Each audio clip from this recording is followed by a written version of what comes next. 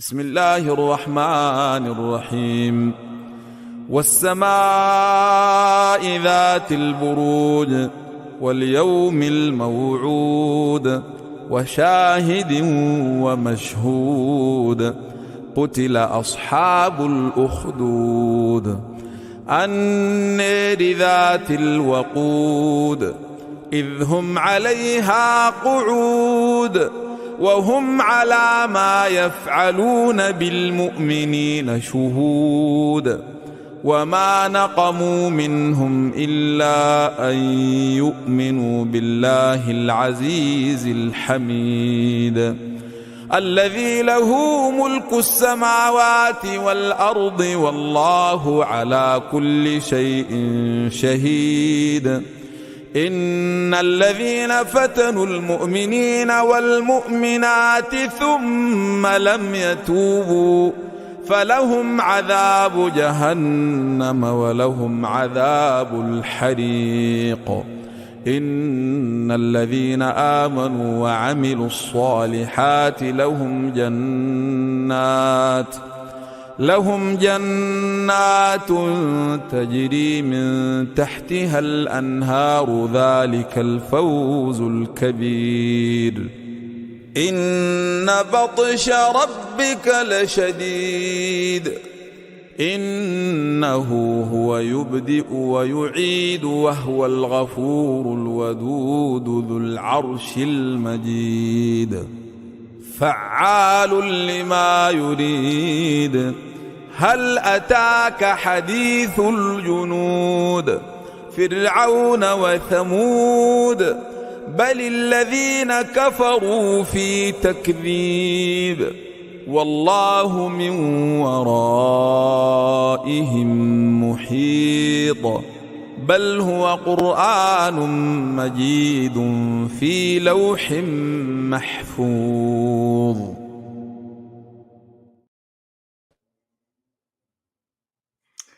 Assalamu alaikum wa rahmatullahi wa barakatuh, brothers and sisters. My name is Roshan Muhammad Saleh, and I am the editor of the Muslim news site 5 Pillars. And brothers and sisters, this is a special event tonight entitled Rally Against Oppression in Modi's India.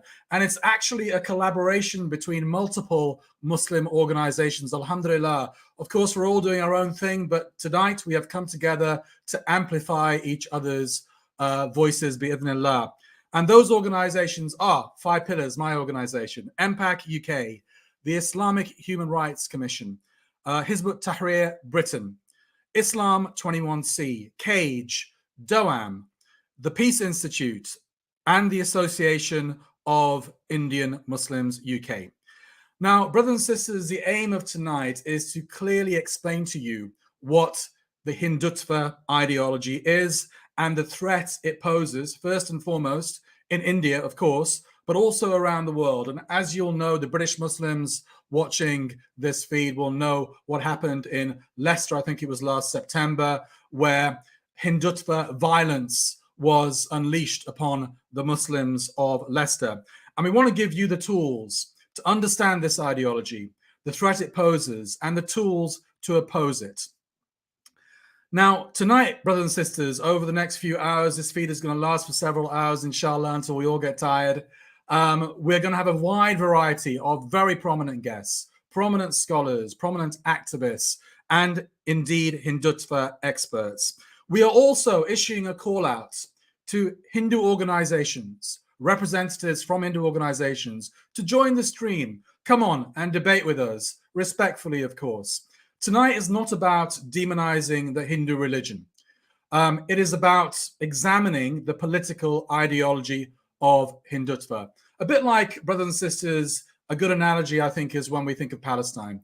So when we talk about Palestine, Israel, we don't talk about Jews. We're not anti-Semitic. What we do is we talk about the political ideology of Zionism. Please keep your questions and your comments coming in, brothers and sisters. I can already see them coming in thick and fast. I will be featuring many of them and flashing them up on the screen. And the best of them, inshallah, we can bounce off them as presenters, as hosts, and also as guests. But we're going to kick off today, inshallah, brothers and sisters, by showing a little video. Now, of course, Hindutva takes many forms, but there are so many Kashmiris in particular in the United Kingdom and in the wider diaspora around the world. So I think when we think of the Hindutva, a lot of us think straight away to Kashmir. And in 2019, we're going to show you a video from 2019. Of course, you'll remember India, Modi withdrew Kashmir's autonomous status. And that provoked a lot of anger on the streets of Kashmir, which led to a lockdown. It led to the cutting of communications for several weeks in that part of the world. Let's take a look at the following video, which will show you some of that.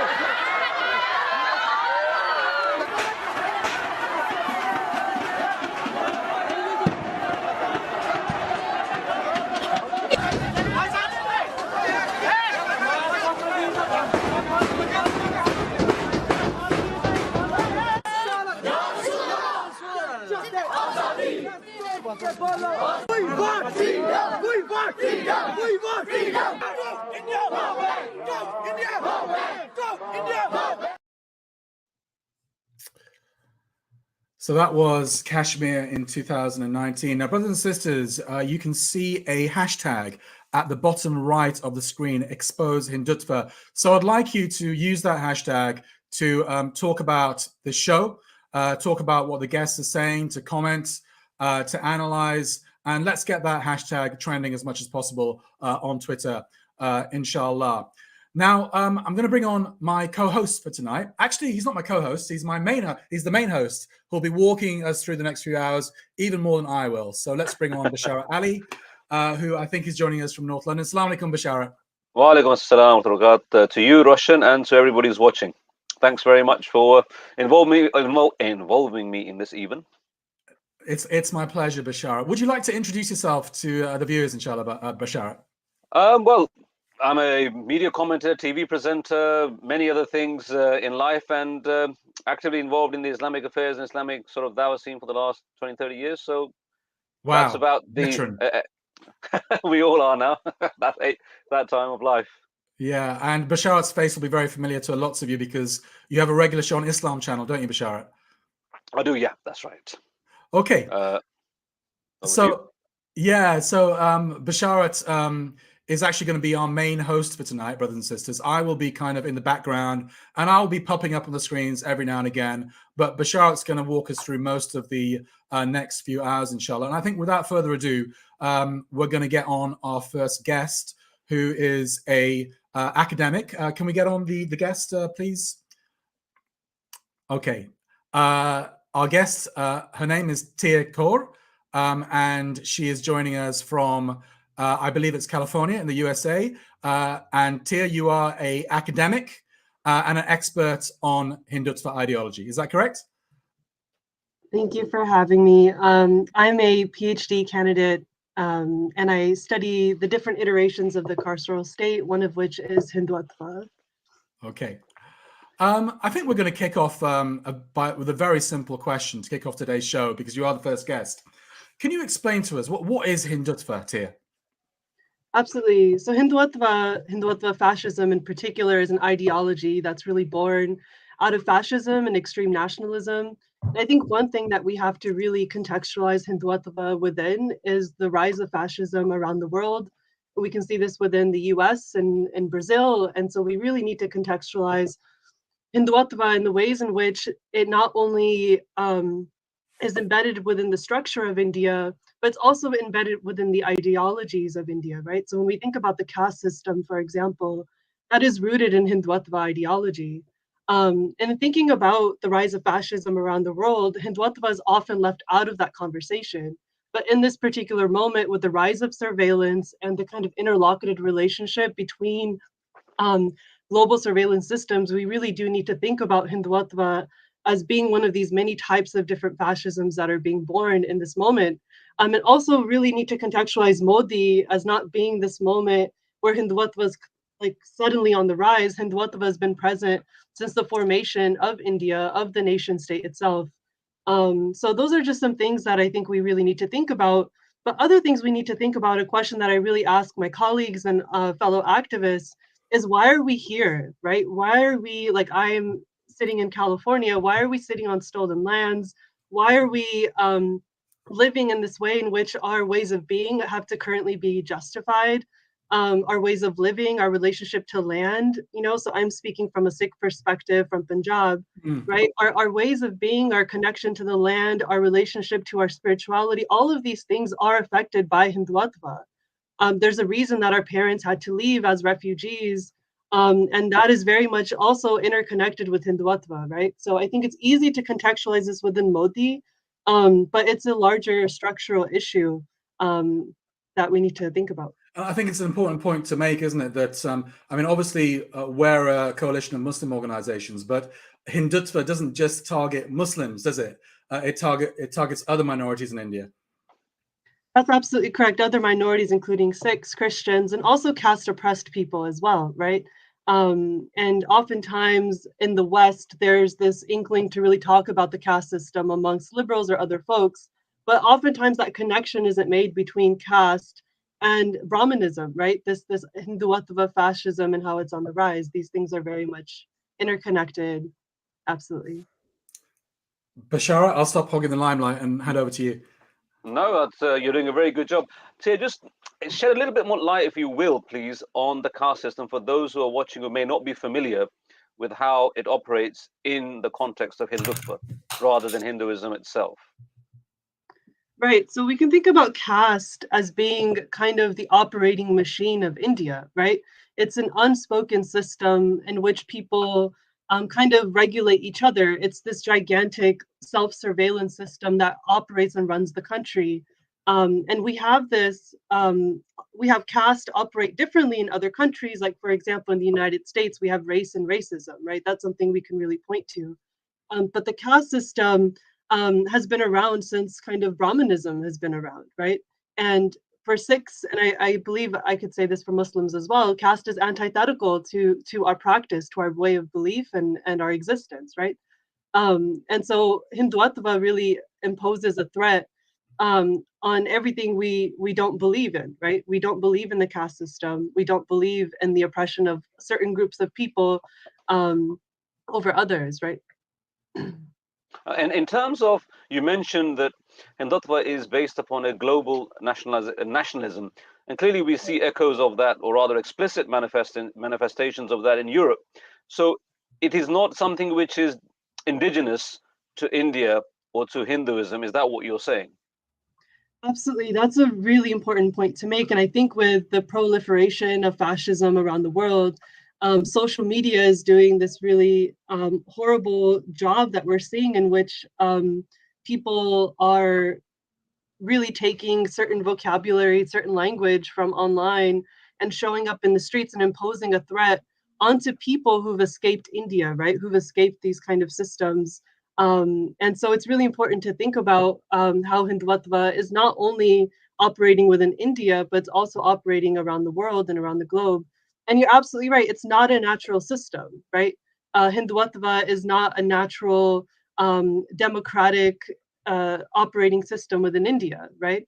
It's something that is an extreme nationalism and something that we're really seeing a rise in this present moment. And in terms of the essence of it, we know that Savarkar and Golwalkar were the two main ideologues. And what was it based upon? If it's not based upon traditional Hinduism and Hindu teachings, then how have they managed to synthesize or coalesce something which is effectively alien to the faith of Hinduism? Where has it come from, and what's the inspiration is perhaps the wrong word, but the impetus for it? Yeah, I think it's hard to point to kind of one source as being the inspiration, but I think one thing we can really point to is the kind of formation of India and the impacts of colonialism, and kind of the formation of the Indian state, right? So when that power was handed off and Pakistan and India were divided, and kind of concretized as these nation states, right? That is a moment in which we really see Hindutva or Hindu nationalism form. And I think as Sikhs, right, or coming from a Sikh perspective, we've confronted Hindutva for generations, right? We can think about the 1984 genocide, we could think about the partition of 1947, and we could think about all these kind of in-between markers in which Sikhs have really confronted India and have argued for many Sikhs, Khalistan is the only solution, because many Sikhs don't see India as like a legitimate state. And the reason we don't see it as a legitimate state, or many Sikhs don't see it as a legitimate state, is because of how entrenched Hindutva is in kind of the Indian nationalism and the Indian so-called democracy.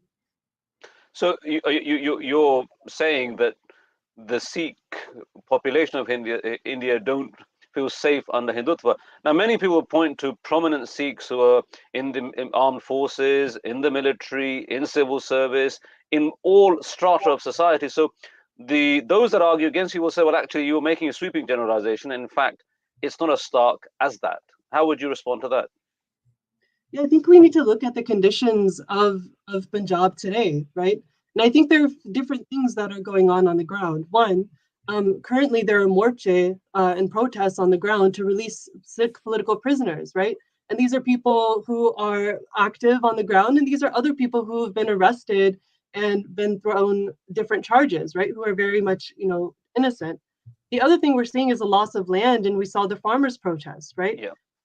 In addition to that, we can think about Sikh displacement. There are thousands and thousands of people who are leaving Punjab at high rates because they wonder what the future of Punjab looks like for them, because the rivers are being diverted or being really used for profit, right? And the land itself for the people of Punjab, it's uncertain, right?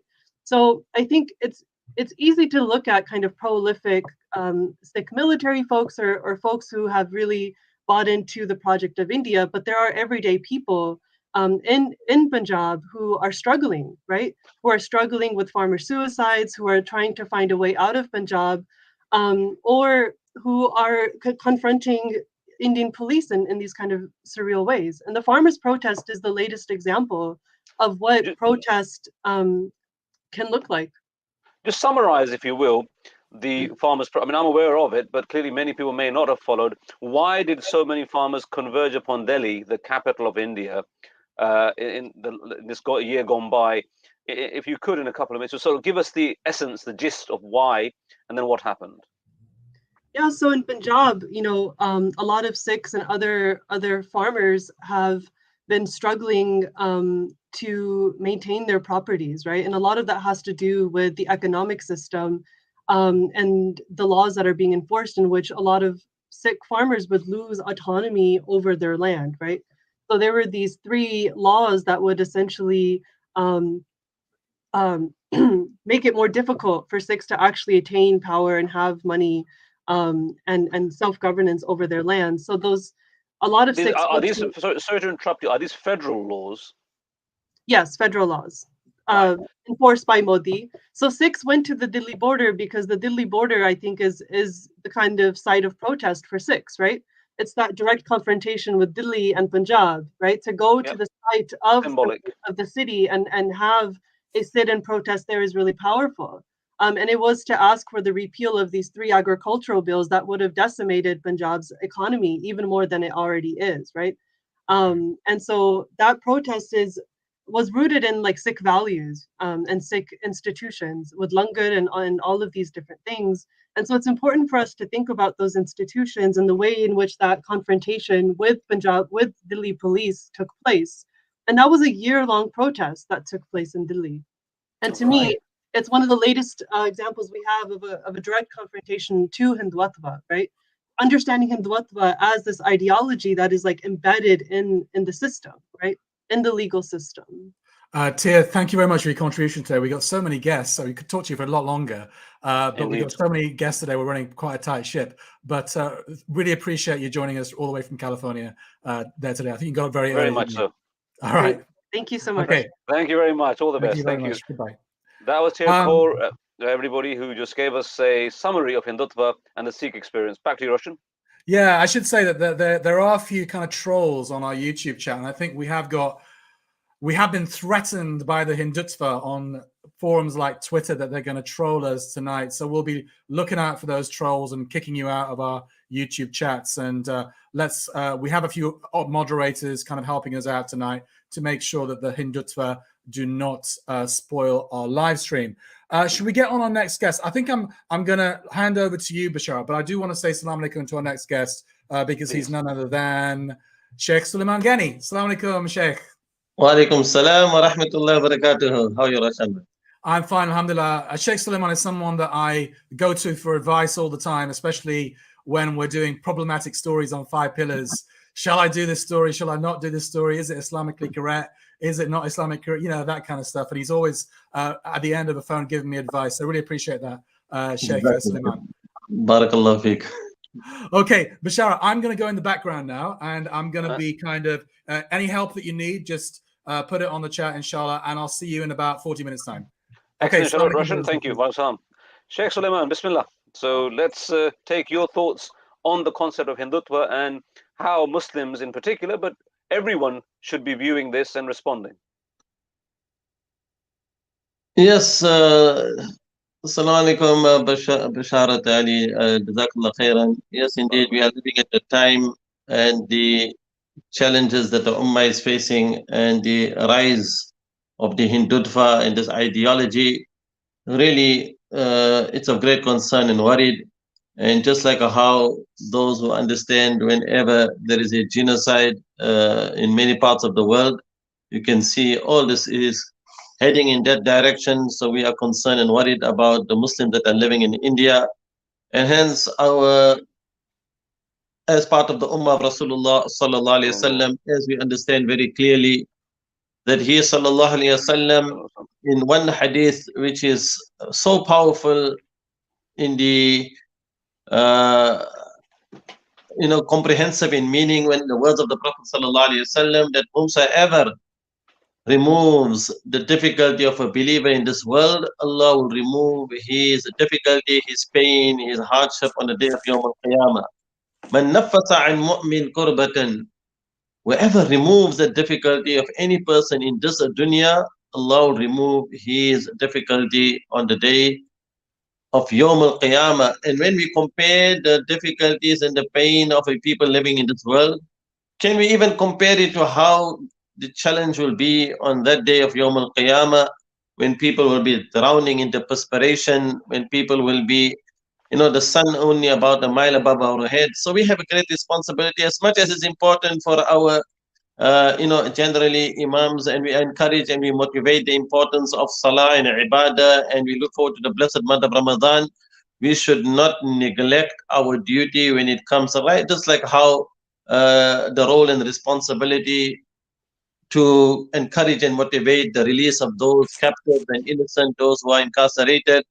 Just like how it is so important to understand that when we are facing and offering our prayer to the direction of the Kaaba, our Qibla, think about that if the walls of the Kaaba were destroyed, the Kaaba is so sacred to the Ummah, you will know that there will be such a great uproar and people will be crying and the whole world will come together.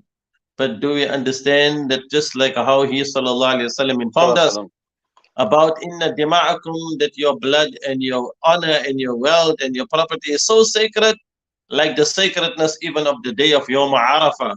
Now, when we understand that life is so sacred, life is more precious even than the walls of the Kaaba, then it is the responsibility of the Ummah. Innamal mu'minuna ikhwa. If we really think about our Ummah as one body, mathalul mu'minina, then the example and the parable of the Ummah, the believers in their love for each another. So if the Muslims living in India, they are facing this persecution and there is great concern, do we really have that really spirit of responding? Is how are we responding? في توادهم وتراحمهم وتعاطفهم كمثل الجسد إذا اشتكى منه عضو. If there is a cry for help, are we really feeling that pain? Are we really encouraging and motivating? Like this important program, this should be even held in the masajid. We should be educating, because it is a time. Well, this is the point. Can I just pause? I'll come in there. You've raised a very important point. You're from the ulama of this country, and the ulama in Hind, in India, under colonial times, played a prominent role in the anti-colonial struggle for the Muslims and Hindus and Sikhs and the Christians who are native to India. So my question to you is, you rightly touched upon the fact that the masjids should be where this is taking place from. Why do you think that the masajid are not so active and not so open in addressing these issues in an Islamic way with adab and akhlaq and with facts rather than fiction? Yes, indeed. Sometimes we only wake up when it hits us at our very own in front of our doorstep. And when there was a big awakening, when those that were, that march that took place organized by the Hindutva there in Leicester, then many of the ulama did come together and they started having conference, speaking and coming together. But we wait for the moment only when it hits us at our own doorstep. And that is why we should really be proactive. We need to really think very clearly. And the question is, yes, why are the masajid not hosting these type of events? It's right now, it's an important time for education. We should not wait, for things to get even more severe and serious. We should not wait for things only after it happens, then we start crying and then we want to respond. So the question is, yes, I don't understand why are we silent about it. And sometimes it could be that there are ulama and scholars, they may be concerned and worry about their own and the safety of their families also who are living in India. So this That's is understandable. Yes. Yeah, that's absolutely understandable. It ought to be pointed out that when we talk about Hindutva, we're not talking about Hindus, because Hindus and Muslims lived in India for the best part of 1300 years, because the first entry of Islam originally was in the time of Banu Umayyah. So Muslims should be very clear, just as there are Hindutva trolls, any Muslims who make sweeping generalizations and use offensive and crude language or insulting language against Hindus or any other faith, as from our deen, totally unacceptable. Yes, indeed, and that is rightly pointed out. We do not promote any type of hatred, animosity. وَلَا يَجْرِمَنَّكُمْ شَنَعَانُ قَوْمٍ عَلَىٰ أَلَّا تَعْدِلُوا. The Quran always emphasizes that do not let the hatred of any other people or nation, that they make you or turn you into somebody that will behave unjustly. اعْدِلُوا وَأَقْرَبُ لِلتَّقْوَى. So our campaign should be always to establish justice, to establish and work and strive towards and uniting to stand against those who are the zalimeen and those who are the oppressors. Because if you remain silent, then the great worry and concern is وَاتَّقُوا فِتْنَةً لَا تُصِيبَنَّ الَّذِينَ ظَلَمُوا مِنْكُمْ خَاصَّةً وَاعْلَمُوا أَنَّ اللَّهَ شَدِيدُ الْعِقَابِ. So be mindful, be fearful that when Allah Ta'ala, when He sends down His punishment, it will not only afflict those whom commit the zulm and the oppression and the tyranny. Many a times we say we are not committing the zulm and oppression, but those who are zalimeen, they will receive their punishment, if not in this dunya. وَلَا تَحْسَبَنَّ اللَّهَ غَافِلًا عَمَّا يَعْمَلُ الظَّالِمُونَ. Allah knows about the zalimun and the tyrants and the tyrannical rulers, but the concern that we have is the sakiteen, those who are silent because of their sukut. They can see it and they are still remaining silent about it. When they have that power, there are those who have authority. There are those who are able to use. Sometimes there are many other campaigns. Even we should not underestimate the power of boycotting, the power of using whatever we have in our means to try and challenge those who are the zalimin. So Muslims in India, when we think about the number of the Muslims in India, and you cannot even imagine how is it that the world is, and many other countries, especially, I think this is where the challenge is. The leaders of the many of the parts of the world, they are, instead of standing and instead of taking a stand, instead of using their power and their authority and those who are the rulers, but they are silent about it. And sometimes, sometimes you are very surprised that how is it, sometimes Modi receiving awards and prizes and, all these issues of great concern. So the Ummah really needs to wake up from the deep slumber. When I was looking at this, the very famous poem line, you'll be aware of it. ابكي اليوم بقاء النساء على ملك لم تخفضه Hifdh al-Rijal, the very famous line that the mother of Abdullah Muhammad, the last ruler of Granada. Islam was in Spain, in the Iberian Peninsula, for over 700 years. And when it disappeared, there wasn't a trace left of Islam. And this poem is when she said to her son, cry like a woman. It is not anti-woman. It's indicative of the fact that the man is there to protect. Allah subhanahu wa ta'ala and all of the soldiers in the armies of the world mainly are Muslims. So it's not an anti-woman comment. We're not anti-woman, alhamdulillah. But when he said that, she said to him, cry like a woman because you failed to defend your state like a man. Now, this is something when we look at Islam in India, and the avowed intent of many of the Hindutva is to eliminate Muslims and Islam. As one of the ulama, as a man who is of course recognized by people, I want to ask you just 2 or 3 steps, if you can, in short and succinct, to the ulama, to the activist, and to the average Muslim. What would your message be about exposing Hindutva and not attacking Hinduism, and taking the Islamic view to those who can help the Muslims? As you said, whether it's boycotts. Now, we know famously, just if oil is switched off and gas is switched off, the temperature will rise, and certainly Mr. Modi will stop, perhaps. So those 3 points, Sheikh, and the comment on the famous line of poetry from the mother of the last ruler of Granada, it just struck me that we're not seeing another Andalus, I pray.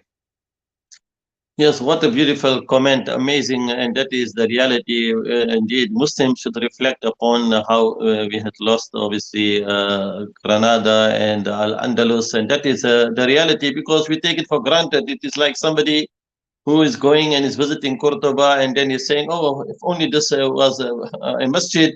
You know, when you think about what is the cause and what is the causes of disunity, why is there the same? What is the reason why the Muslims are silent, especially when it comes to India?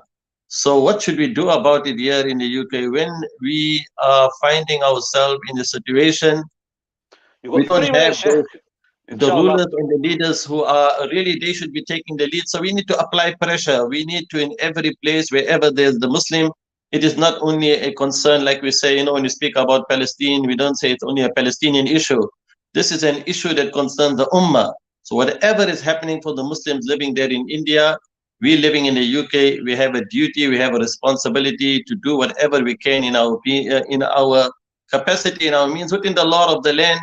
And if it also means that, yes, we have to lobby those who are, you know, even those who are representatives and those who are sitting in the House of Commons. Indeed, this is the reality.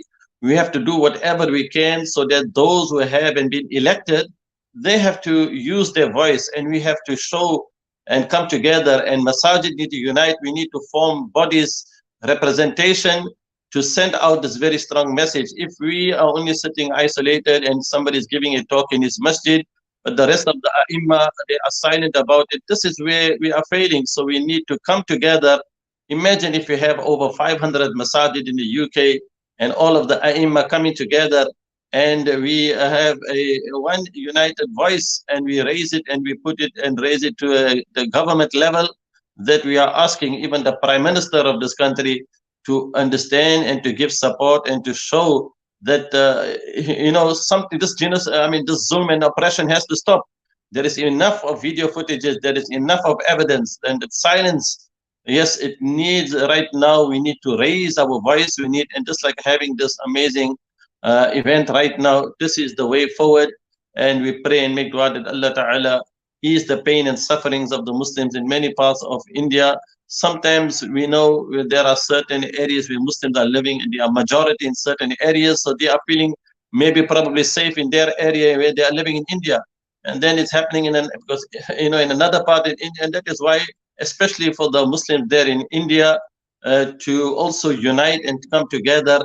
And in this way, we hope and pray that, yes, dua is the weapon of the believer, but these campaigns and this support and showing solidarity, and even these boycotts and raising our voice even to the government level, it's really, really important and concern, in addition to the du'as that we make in our masajid. And there could be a khutbah on this topic also. Jazakallah khair for your time, and Sheikh, we will look forward to your khutbah and other Aim and the Imams with their khutub.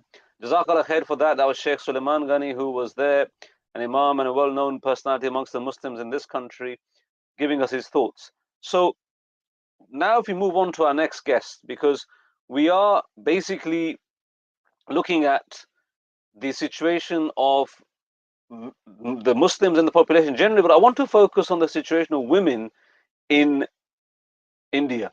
And in this context, we've got Dr. Nasreen Nawaz. She is joining us to discuss and give us her views. Assalamu alaikum, Dr. Nasreen. Welcome to the live stream. Wa alaikum salam, brother. Jazakallah khair for inviting me. Barakallah fiqh, sister. And I think I will hand over the mic to you. It's all yours. But if you can start by just giving a snapshot of the position of women generally, and then Muslim women in particular, in the context of Hindutva. That, in my opinion, would be a good start, perhaps. Okay, Bismillahir Rahmanir Rahim, and Assalamu alaikum to all the viewers as well today. So, brother, in terms of the general situation of women underneath Modi's Hindutva regime, it's actually pretty dismal. Like in 2021, the Indian government's National Crime Records Bureau recorded the highest levels of crimes against women generally in the country, over 420,000, the majority being kidnaps and rapes and sexual assaults, domestic violence, and also dowry deaths. And these are just recorded. You know, we don't know the actual number. And in 2018, a survey by the Thomas Reuters Foundation classified India as the most dangerous place for sexual violence against women. And it's not surprising because annually there are tens of thousands of rapes against women, which has basically led to India earning the uncoveted title of one of the rape capitals of the world. But the situation facing Muslim women in India is even more dire due to this nationalistic Hindutva philosophy that views Islam and its beliefs and its practices, such as the hijab, the jilbab, and Muslims generally as something alien or foreign to the country. It's nationalistic philosophy. So what you find today in India, Muslim women and girls, they face harassment, they face abuse, rape threats, insults, humiliation on a daily basis. And it's done in such a brazen and open manner. Last year, a Hindu high priest in the state of Uttar Pradesh, he delivered this fiery speech to a large rally outside the mosque in the town of Hyderabad, where he openly threatened to kidnap and rape Muslim women. And was there any action taken against him? Sorry to interrupt you. Was any law enforcement action taken? It's incitement to effectively genocide, or was any legal action taken against him? Not really, brother. This is just one example. It's a drop in the ocean. I mean, these kind of speeches are happening, you know, regularly in the country. And just to follow on from that, the Hindu nationalists in the country have unleashed like a vicious online attack against Muslim women that's full of rape threats and sexual slurs and explicit imagery. One example of this was an app that was created which basically put over 100 Muslim women on sale in a fake auction under the label Deals of the Day, astaghfirullah, that was full of sexual innuendos and so on, just to degrade them and humiliate them. Another example of this online attack was a Indian YouTube channel called Liberal Doggy Live that live streamed obscene photos of Muslim women on the day of Eid with the statement, "Today we will stalk women with our eyes full of lust." Astaghfirullah. This is the kind of humiliation and degrading that's happening on a daily basis within India to Muslim women today. And we know that last March. Sorry to interrupt you. Would you say, I mean, there are parts of India, for example, East Bengal, where Mamata Banerjee is in charge. So it's Hindutva specific rather than absolutely. Absolutely. These examples that I'm giving is related to this nationalistic Hindutva ideology and the supporters of it.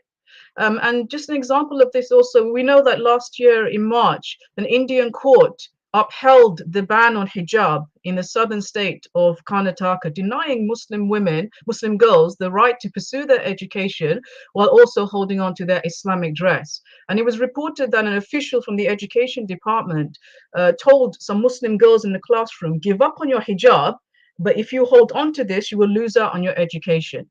So this is blatant discrimination that is that Muslim women are facing within India underneath this environment of this extremist Hindutva ideology today.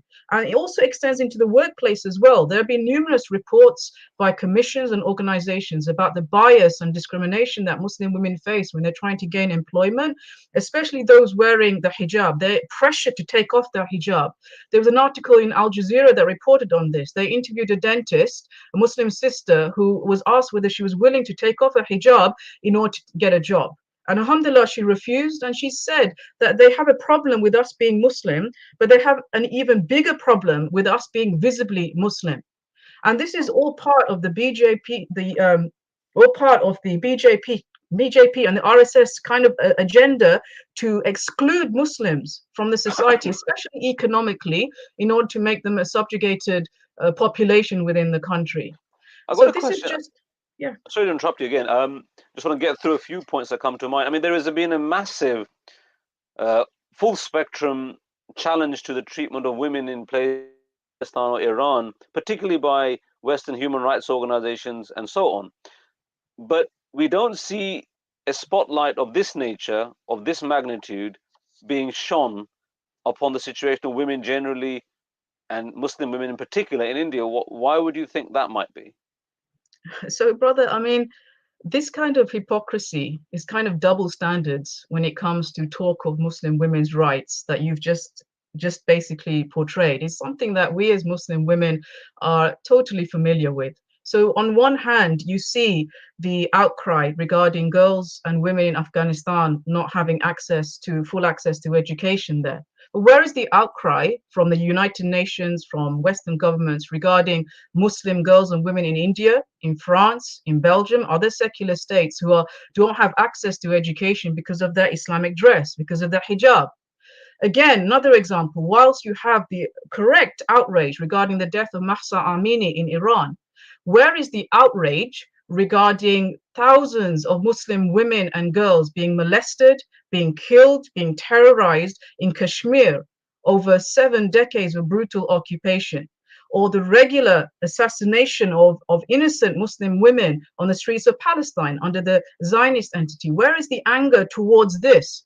And this really exemplifies a selective outrage. I would describe it as a selective outrage, an outrage by United Nations officials, Western governments, that's based upon what's financially convenient for them. And it's not financially convenient for them to basically strain or risk their economic relationship with the Modi regime.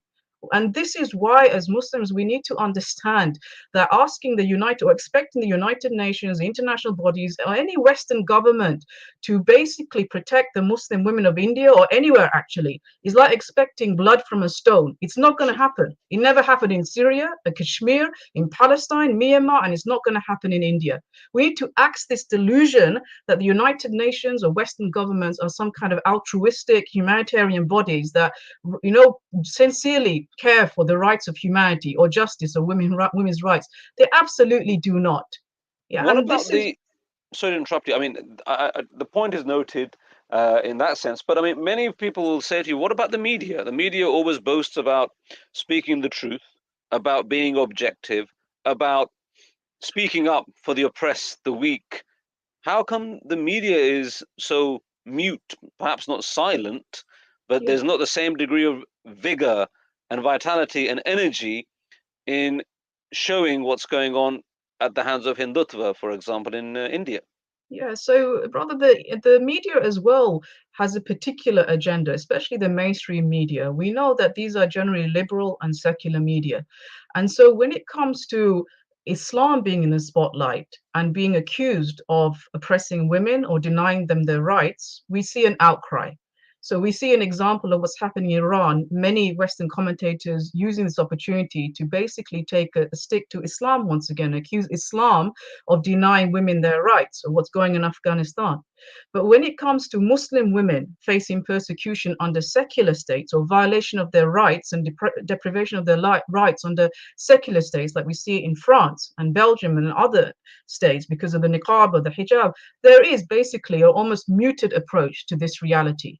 So this is the double standards and the hypocrisy that comes with many secular states and also secular media. And this really emphasizes the point, brother, that we need to take our affairs as Muslims into our own hands and have our own vision about how we can actually protect the Muslims of India and elsewhere who are being persecuted today. How would you then, because look, if you said well, Muslims need to take their affairs into their own hands, the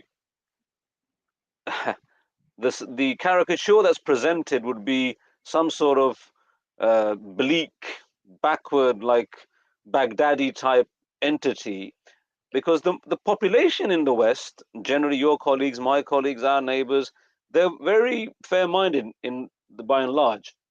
And as Muslims, we have an obligation to actually explain when people like you would say, well, Muslims need to take their affairs into their own hands. What would you say to ulama, to thinkers, to activists, and so on, about how that should be done? Because otherwise, you're leaving it to the mainstream media and politicians to effectively present a very scary picture. Okay, so brother, the first point I wanted to make in terms of your question is that as Muslims, we need to really understand that today there is no leadership, there's no state, there's no system, government, ruler that is willing, has the political will to step in to protect Muslim women in India or anywhere. Because it's not in their national interest to do so. And today we live in a world order made up of capitalist states that only understand the language of money and financial gain. And like I mentioned before, they will not act if it's against their national economic and political interests. So they will actually embrace dictatorships like Modi's regime for the sake of their economic interests. We know this. So therefore, if we want to protect the Muslim women of India, of Kashmir or Palestine elsewhere, what we need to do is look towards establishing a leadership, a state, a system, a ruler that genuinely stands for the interest of Muslims and their deen, that genuinely understands the value that Islam places in protecting the dignity of Muslim women. You know, we know that the Prophet ﷺ, he banished a whole tribe from Medina, from his state in Medina, Banu Kainuka, because they attacked the honor of a single Muslim woman by violating her Islamic dress. We know these examples, but today there is no leadership like that. And the only leadership that will stand for the genuine interests of Muslims and their deen understand that you have to protect Muslim sisters regardless of where they live, disregarding, you know, national identity or national borders when it comes to defending Muslims. The only state that will do this is the system of Allah, which is the Khilafah based upon the method of the prophethood. Because this is the state that doesn't look at national identity or what race you're from or ethnicity when it comes to defending Muslims. We know the Prophet ﷺ described the Khilafah as both a ra'in, a guardian, and a shield, or junnah. And this is over Muslims generally, not just those within its state, but Muslims generally. This is what I was going to ask you, actually. A link to this issue is you talk about protecting Muslim women, but many women who are not Muslim will be thinking, well, what about us? What would Islam do for us? Is it going to be something like what we saw with ISIS and Daesh? Is that what you're serving up to them? Absolutely, brother. It's a really important question because Islam did not just come for the Muslims; it came for mankind. We know this as Muslims, right? And you gave the example of Spain. You know how Spain came to be liberated from oppressive king at that time is because one of the Christians there actually asked one of the walis, the governors of the Khilafah, to come and liberate Spain from the oppressive rule of a Visigothic king at that time, which was Roderick. And Roderick was accused of dishonoring the daughter of this particular governor. And so Islam came to Spain to liberate all elements from oppressive rule, oppressive regimes. And we know the history of Spain, how it became a great civilization where Jews, Christians, Muslims lived side by side in peace for generations. So the Islamic system actually would liberate all women from the kind of oppressive elements that they face today. I start the discussion talking about how women generally in India are oppressed today. They also continue to be treated like second-class citizens in terms of access to education and work and so on. So Islam came for humanity. Islam would remove these oppressive elements, ensure the correct view of women was established within the state, and have a very sound system to ensure that Muslim, non-Muslim men, women alike have good access to education, employment, healthcare, all of these things which are, you know, basic rights for all people, whether you're Muslim or non-Muslim. And it's important for us as Muslims to completely demolish all these myths and lies regarding the Islamic system's treatment of women. And inshallah, people will see, if they read history, they will see, and they read the nature of the Islamic Khilafah system, how it stood in terms of protecting women and defending their honor, regardless of whether they're Muslim or whether they're non-Muslim within its lands. Excellent. Thank you very much, Dr. Nazreen Nawaz. That was a very succinct and eye-opening exposition of the situation of Muslims in India. I'm hoping my main host and co-host, Dr. Roshan Muhammad Saleh, will be joining me. There we are. So, Dr. Nazreen, thank you very much for that. Roshan, welcome back. What's your summary of what we're seeing? Yeah, I've been listening with interest and kind of flashing up comments on the screen. I mean, unfortunately, the system that we're using, StreamYard, the comments tend to disappear after a while. So I was going to kind of flash a few up that I wanted you to talk about, but I've just written them down instead because they're gone now. We have a few detractors, Basharat, and one of them was saying, why are we banging on about India and not talking about terrorism and violence and dhulam in Pakistan? Well, look, we're both hosting it. Wherever dhulam takes place, wherever the dhalim is, the very famous hadith of the Prophet ﷺ, "Unsur ahuka law dhaliman aw mazlum." Help your brother if he is oppressed or an oppressor. And the companions asked him, "Ya Rasulullah, we understand when somebody's being oppressed, we help him." He said, "What about the oppressor?" They asked. He said, "Well, take their hand." So we don't have any sanctity for national borders. We don't turn the other cheek when it's somebody who shares the name Muhammad oppressing another Muslim or a Hindu or an atheist, whoever it might be. From an Islamic perspective, look, either we believe in a principle and it's sacred and sacrosanct, or it's hypocrisy. It's not the older, what was it, the Groucho Marx, if you don't like my principles, here's another set. We don't have that viewpoint. And so whether it's the oppression in Pakistan, whether it's in Saudi Arabia, whether it's in Egypt, Turkey, wherever it may be, as a Muslim, any person of principle should speak against. Absolutely right. Yeah, and listen, brothers and sisters, and you know, for the detractors and the enemies and the haters watching as well, we're not a Pakistani channel. We don't represent the Pakistani government here. Of course, you know, we have brothers and sisters in Pakistan. We're all part of one Muslim ummah, but we don't represent any national interests here. So if Pakistan does something wrong, we're more than happy to call it out. And in fact, believe it or not, Basharat, 5 Pillars has been banned in Pakistan. My organization, I think it's because we talked about the disappeared, you know, the ISI kidnapping ordinary citizens. I think it could have even been the brother from Hizb ut-Tahrir. What was his name? I forget. Naveed Butt. Naveed Butt. Yeah, I think we did an article on him. He's probably in the hands in a ghost prison somewhere in Pakistan, held by the ISI, just disappeared off the street like thousands of other Pakistani citizens, you know, political dissidents, etc. And for that reason, I think we have been banned in Pakistan. So to access 5 Pillars from Pakistan, you need a VPN. So we have no pro-Pakistani nationalist agenda here. One more comment. A few people are talking about why aren't Hindus condemning Hindutva ideology. I must admit, Bashar, despite the fact that we said we're not targeting Hinduism as a religion, and we certainly aren't. I remember when Leicester happened, there was a real lack of Hindu organizations condemning the Hindutva ideology. When Hindu organizations spoke up and issued statements, they were issuing general appeals for calm. And for violence to stop on both sides. But they weren't saying anything about the Hindutva ideology and the toxic nature of it and its role in the tensions in Leicester. Maybe because they believed in it, maybe because they were scared. I'm not sure why. Would you like to see Hindu organizations, religious organizations, should they be speaking up about Hindutva? Well, I think everybody should be speaking up about Hindutva. Just as you said, look, you took the Pakistani government to task for kidnapping citizens who are. Then there are groups that talk about the disappeared. There are in fact many hundreds, and it's not just Pakistan. You know, you have black sites across the world, whether they happen to be Western governments detaining people in Pakistan or Bangladesh or wherever it might be. Yeah, from our perspective, we have got to be clear. And this is not about Hinduism, absolutely not. We've grown up with Hindus, we've studied with Hindus, and the Muslims in India lived side by side with Hindus for the best part of 1300 years. So this is a complete non sequitur. It doesn't fly at all. And I think the Hindu majority, I still believe it's a majority from my own interaction with Hindus who are anti-Hindutva, need to speak as well. And it's got to be one about differentiating their faith from effectively what is a foreign. I mean, you know, Hindutva ideology goes something like this: Islam and Muslims are alien to India.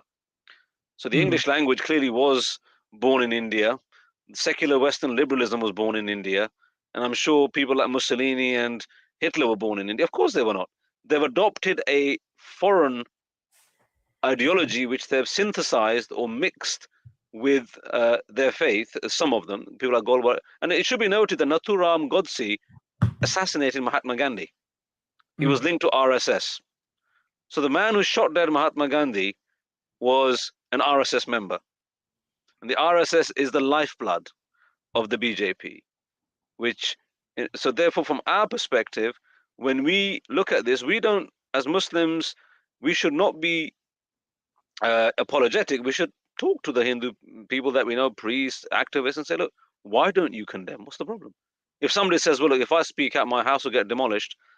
All right, well, fair enough. I may, you know, at the end of the day, if you fear that much, then say so at least. But silence or general condemnations aren't really what's needed, because the lives of 250 million human beings are potentially imperiled. Bashara, I can see our next guest, who we will get on in a few minutes' time. Yeah, one point that people are making that I should emphasize as well is that Indian Muslims, they're so oppressed that they can't speak out. So they're really relying on Muslims who live in countries in the West where we're not under physical attack, where there aren't draconian consequences necessary if we do speak out. They really need us to be our voice. Before we go on to our next guest, Bashara, we're going to play out our second video. There was a very kind of famous incident, I think it was in February 2022, when the southern state of Karnataka, I'm not sure if I'm pronouncing that correctly, correctly. Yeah, they banned the hijab, didn't they, in schools? Right. And we saw that wonderful sister, her name escapes me, who did that protest. And, you know, what was her name, sorry? Muskan Khan. Of course, Muskan. Yeah, I tried to interview her, but I couldn't get hold of her. I would have loved to have done that. I wonder what's happened to her now. But she did that wonderful protest, and there were solidarity protests all around the world, all around the Muslim world. And we've got a video of one such solidarity protest in Pakistan by hundreds or thousands of Muslim women. If we can see that video now, please, inshallah.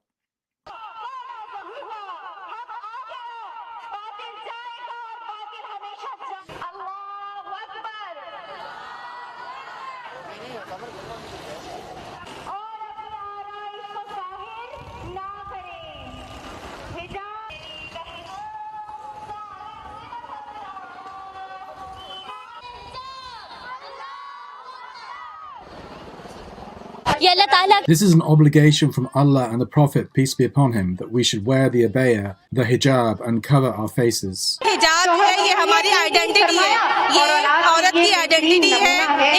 Hijab is our identity. It's a woman's identity, the identity of a pure Muslim woman. We will never give it up. It's the law of Allah to remain in force forever.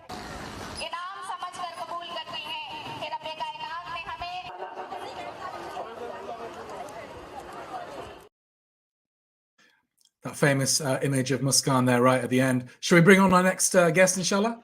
Absolutely. We have brother Mozam Khan, sorry, Mozam Beg even. Mozam Khan. Sorry. You've only known him for like 30 years. Khan is also a ruler, so we can give him that title at the epitaph. But we all know Mozam. He's was famously or infamously detained at Guantanamo Bay. He's now the outreach director for Cage UK, a group that campaigns for divine justice globally. Bismillah, and over to you, brother Mozam. Bismillah ar-Rahman ar-Rahim. Alhamdulillah wa salatu wa salam ala Rasulillah. First of all, Jazakumullah khair for inviting me. Assalamu alaikum wa rahmatullahi wa barakatuh. It's an honor and pleasure always to speak alongside you brothers. you know, I've been listening to you, and I could listen to you for a very long time, alhamdulillah, without getting tired. You say those things that I was thinking of, especially Basharat in particular.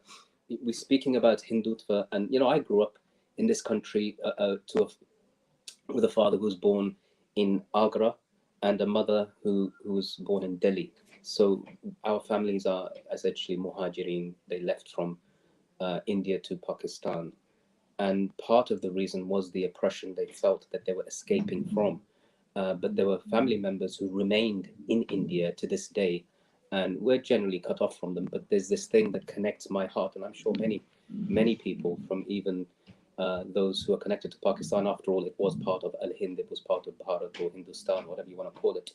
And to see the oppression of the Muslims at this scale happen at this time is really, first of all, very painful. It must be understood that this isn't about being Pakistani or it's about being Bangladeshi or anything. This is about a feeling. And that feeling is watching other people being brutalized at this level. Sometimes it's so painful that you just have to switch off. And I say this as somebody who's involved in campaigning for the Muslims, whether it was from Bosnia in my early days, or defending them, physically defending them, or whether it was campaigning against Guantanamo and the US government's oppression.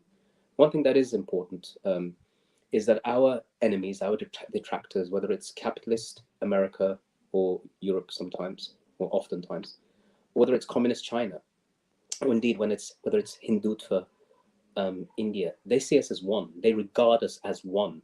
They don't see the differences that we divide ourselves with. They don't see the nationalism. They don't see the different colors. They don't see the different schools of thought. They just see Muslims. And when they see Muslims, they use the language of the war on terror, which has been used by, as I said, George Bush's America and Xi Jinping's China. And that is to label Muslims as terrorists and extremists and zealots and fanatics. And in doing so, or by doing so, delegitimize any complaint, any protest, any fight back by Muslims under the purview of we're fighting extremism and terrorism. They've done it to now every group of people you can imagine where there's Muslims. And so we have to remember that just as the West divided us up into different countries, and despite the fact we had one religion, one lingua franca, i.e. Arabic, that all Muslims at least are able to recite in the Quran, even if all Muslims can't speak it, it could have been and should have been a lingua franca that connected us all. Despite all of this, we are terribly divided. And yet you see the smallest continent on the planet, I know up until recently with Brexit, but it managed to, despite its hundreds of years of warring between one another, despite its plethora of languages and religious doctrines that existed therein. Even in Great Britain, you can see there's 4 countries, and you can see 2 of those countries want to secede in one way or the other, Northern Ireland and Scotland. And so you can see بَأْسُهُمْ بَيْنُهُمْ شَدِيدٌ تَحْسَبُهُمْ جَمِيعًا وَقُلُوبُهُمْ شَتَّى, that the hardship and hatred between them is deep. You think that they're united, but their hearts are disunited. And we are the ummah who Allah subhanahu wa ta'ala says, وَإِنَّ هَذِي أُمَّتُكُمْ أُمَّةً وَاحِدَةً وَأَنَا رَبُّكُمْ فَاتَّقُونَ, that this nation of yours is one nation. So I'm your Lord, fear me. Allah connects fearing Him to being unified. And so it's really important that we're looking at these different ideologies, and they are, it's hard. I grew up with a lot of Hindus as well. And I feel sorry for a lot of them, because it's not a religion that it's easy to proselytize. It's not a religion that's easy to convince people to follow that faith based upon logical argument, based upon rational thought, based upon spiritual connection. It's very hard, and that's why you don't see people يدخلون في دينهم أفواجا. You never see that. It happens in Islam, and it continues to happen ولو كره المشركون, even though the pagans, the mushrikeen, the polytheists detest it. So this is something that we have very, very pleased with, that the fact that this religion, this deen, in all of its facets, is spreading. No matter, the harder they hit it, They invade our countries, they imprison our brothers and sisters, they torture them, they rape them, they bomb them with the heaviest bombs known to mankind. If they could, they'd use nuclear weapons on us. They target us in the workplace, they target us at the airports, they remove our passports, they close down our bank accounts. They do every single thing. They try to ban us, as you've said, 5 pillars have been banned, and even in Pakistan. They try to make our brothers enemies against us. Everything they try just makes Islam and the deen and the people who follow this deen stronger. And that includes India. It includes India, even though that our brothers and sisters there are oppressed and pushed and hurt and harmed and marginalized. The deen, as you can see, it just takes one step. That sister Muskan, as you spoke out quite correctly, she faces off a band of Hindutva thugs, which could be frightening for anybody, let alone a woman by herself walking. And she says, Allahu Akbar, Allahu Akbar, Allahu Akbar. And that essentially sends a message across the world. And it was very powerful. I remember the courage that came with those takbirat. It really was motivational, I have to say. And I'm going to just share with you a point, because I was just thinking about this today, and you're well aware of the couplet. ابكي اليوم بكاء النساء على ملك لم تحفظه حفظ الرجال. As the famous mother of the last ruler of Andalus, when he turned back Abu Abdullah Muhammad the 12th, and she was addressing a ruler as well as a son. And it's a woman saying, stop crying like a man, because Allah subhanahu wa ta'ala has given man and woman their own izzah and dignity. And so from the question for you, when we look at the concept of Islam in Andalus from Banu Umayyah's time, and it disappeared off the Iberian Peninsula 700 years later, Islam also went to India under Banu Umayyah. And the symbolism in my mind, I just want to share your thoughts, because we have, Tahqiq al-Mafatish al-España, the Spanish Inquisition, you have now the Indian Inquisition. Unless something radical is done, do you see that Muslims in India perhaps could become a historical footnote? May Allah protect all of the people in India, Muslims and non-Muslims alike, from this.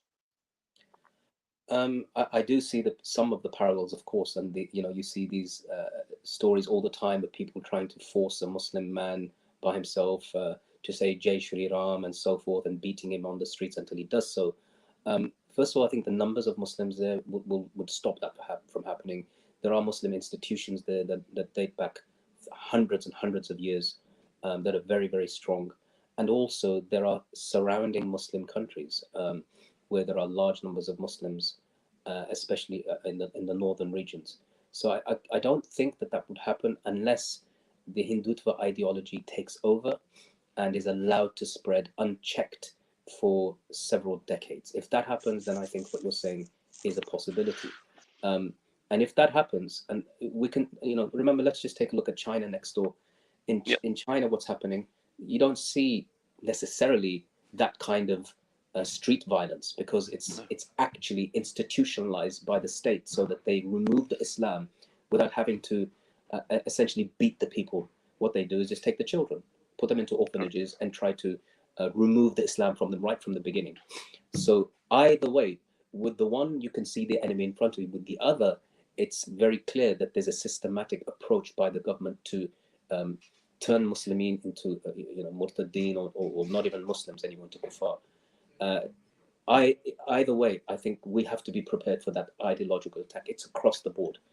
And in terms of, sorry to interrupt you, in terms of your simple action points to those who are watching, whether they're Muslim or non-Muslim, whether they're ulama or the common people or activists, if you were to give 3 succinct steps, say in 3 minutes, what would you say?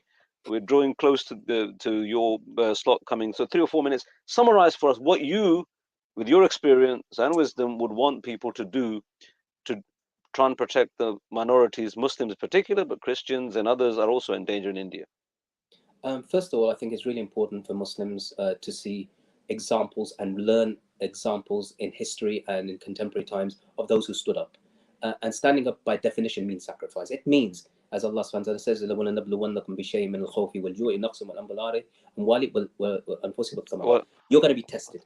You're going to be tested hard with wealth, with your lives, with your food and everything. And you've got to be prepared for that. You have to be prepared to go to prison. You have to be prepared for some kind of loss. You have to be prepared to move if necessary. Sacrifice. You have to be prepared for sacrifice. It's essential that no movement throughout the world ever succeeded without that. So we have to at least teach our youth that these are our forebears and this is what they did and this is what their legacy was. The second thing, it's really important for us to be involved with movements that unite the Muslim Ummah. And those movements of unity and those actions of unity show those who oppose Islam that there is a price to pay. That if you do this to the Muslims, that there will be a price, whether it's economical, whether it's social, whether it's whichever it is, that the Muslims are watching you like a hawk. And the third thing I would say is, though people might put it down and not say it's important to really feel something for your Muslim brothers and sisters, and that is to make dua, that is to get yourself involved in organizations that are involved in helping and fighting for the rights of Muslims and making sure your voice is heard. When you said, for example, that Nathuram Godse was the man who shot and killed Gandhi, everybody needs to know that. And knowledge is power, and reminding people of that knowledge is power, because then you say, these are the murderers of Gandhi, and you guys claim to love Gandhi because he believes in peaceful resistance. So that's who their legacy is, and they idolize the Nazis. They make no bones about that they idolize the Nazis and the fascists. So that's who's in power in India today. And once we spread that, I think for us it's an easy win in this particular case to remind people that that's who you're dealing with. Excellent, Brother Mozambique. Jazakallah khair. I know you have another engagement as well, so we're going to let you go. Thank you very much for joining us, and stay safe, and remember us in your du'as. Barakallahu feekum. May Allah subhanahu wa ta'ala protect you and allow you to be successful. I mean, all of us, Jamia, inshallah. That's Brother Mozambique who joined us there. Allah bless him, and all of the brothers who joined us. Also, we had Tir Code at the beginning of the program. And if you're just tuning in, we need to make sure, as Muslims, we have and it's haram to target people because of their faith. If people watching or out there think this is an anti-Hindu thing, then you're mistaken, and you need to really understand the deen of Islam. Islam is not against anyone. Hindutva and Hinduism are not the same. It's like Zionism and Judaism, or Baghdadi and ISIS and Islam. They are completely different. And as Muslims, we should be consistent in our position, and we should be firm and true, because this is what the deen of Islam has taught us. The Prophet ﷺ has set the example, and that is what must be followed. Now, moving on, we have got another guest from Islam 21C, Dr. Salman Butt is a figure and a face that you're all familiar with. Assalamu alaikum wa rahmatullahi wa barakatuh, Dr. Salman Butt Sahib. Thanks for having me on. You're most welcome, and you're adding value and what's the word? Panache to this program. So, Bismillah, over to you, Dr. Salman Butt. Jazakallah khair. Bismillah, alhamdulillah, wa salatu wa salam rasulillah. I mean, I just, what can I add? Mashallah, Mozambique, he mentioned some inspiring words as usual whenever I hear him. But I was thinking that one of our biggest strengths as Muslims when it comes to this issue is probably in one way a weakness as well, right? And that might sound a bit weird, but I have this theory. Okay, Salman, your mic, you're breaking up. Forgive me. Just that's better. Yeah, if you get the mic a little bit closer to, that's better. Yes. Yeah. I was saying that one of our biggest strengths as Muslims is it can be a weakness if we're not careful, right? And what I mean by this is, all these ethno-nationalist thugs, right? Whether it's kind of the Hindutva thugs, whether it's Zionists, or whether it's even our own very own homegrown kind of neocons, I'm not going to mention names, far right kind of thugs that try to make things difficult for Muslims over here. They all share one thing in common, and that is they have internalized a kind of victim narrative. They have a very subjugated mentality. This whole narrative of something that we have been the victims, and because they've constantly fed themselves and their followers for years and generations even to absorb a kind of victim narrative. Whenever they get a bit of power, they become oppressive. They become because that's the only thing they know. They to be a victim or to victimize. And the problem, it's not really a problem, but the problem it can be seen as a problem for Muslims is we are an ummah that Allah subhanahu wa ta'ala sent to lead, because أنتم كنتم خير أمة أخرجت للناس تأمرون بالمعروف وتنهون عن المنكر وتؤمنون بالله. You're the best nation raised for mankind because you enjoin the good, because you forbid the evil, and because of your relationship with Allah subhanahu wa ta'ala. But the problem here is when you feel like you're leading. Salman, I've lost you. Can you hear me? Frozen. No, last 30 seconds, take 2. Yeah, can you hear me now? Yes. Let me try without the headphones. How is that? That's good. Go for it. Can you hear me? Yes, loud and clear. You gotta pull out your mic, because the mic must have maybe some technical difficulties. I can see you. It's slow motion at times, but there you are. Can you hear me, Basharat? I can. Yes, go for it again, I'm not Salman. sure if you We lost can the hear last me. 30 seconds. Have you paid your internet TV bill? We're having some technical. Can you hear me, difficulties. Basharat? I can now. Can you hear me? Salman, have you pull out your? I can hear you. Have you pulled out the mic? Bashara, I think it might be your issue, not Salman. I can me? hear Salman loud and clear. I think it's your issue, Okay. Bashara. Okay, I'm You're gonna go pay my bill unjustly then. slandering Brother This is Salman. accusation again. Thank you, Roshan, for coming to my defense. Perhaps, Bashara, you may. I'm not sure. You might need to rejoin yourself. I'm fine. I can hear you. I can hear both of you. Okay, so I'll just gate crash the party then. So I'll go away again. Welcome back. So I mean, I don't know how much you heard. I kind of stopped in maybe a semi-sacrilegious place because I was saying, Muslims' strength is their weakness. I need to explain that a bit. What I mean is when because Muslims, we don't have, this is the tarbiyah that the Prophet ﷺ gave to the ummah, that not to feel like victims, like you're subjugated to, but to have a victorious mentality. Because even if, like the famous quote goes, what can my enemies do to me? If they kill me, I'm a shaheed. If they imprison me, it's khalwa with my Lord, and so on and so forth. So we always have this positive, victorious attitude. But what this becomes, when this becomes a problem is when we might adopt a kind of blasé attitude towards, dhulm that's happening. This is something that Allah subhanahu wa ta'ala has warned us against in very serious terms. That just because the Muslims and people who are sincere and people who are upon the truth and the just cause, if they are being oppressed, then yes, okay, of course, in the hereafter they will be rewarded for their patience and perseverance and so forth. But that does not mean that we should be silent and just say, oh well, God will take care of them, Allah will take care of them. No, we have to sometimes be extra cautious to highlight these atrocities, highlight what's happening, and there's some kind of I guess a contradiction sometimes in our hearts, and certainly in my heart, that you don't want to just spread negativity and bad news and make people upset and depressed all the time, that kind of stuff. But we have to highlight atrocities in an empowering and a positive framing as Muslims. Not that, look, this is happening, oh woe to us, how oppressed we are. No, this is happening, therefore we have to get up and do something about it. Right, this is happening, therefore we have to. And one of the things I want to mention, just kind of something, a take-home message we can all implement, is utilize this methodology, you can say, on social media. Yeah, we have to be very active.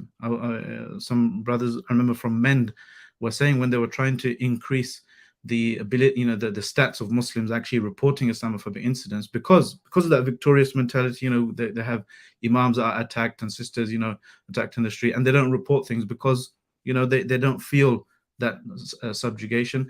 It's good. That's good that we don't feel victimized, but we have to report certain things so that we have correct, accurate statistics around, so we can make arguments and so forth. So when you see something, every Muslim here, for example, and every non-Muslim as well, when you see something which is unjust, something which is feeding into this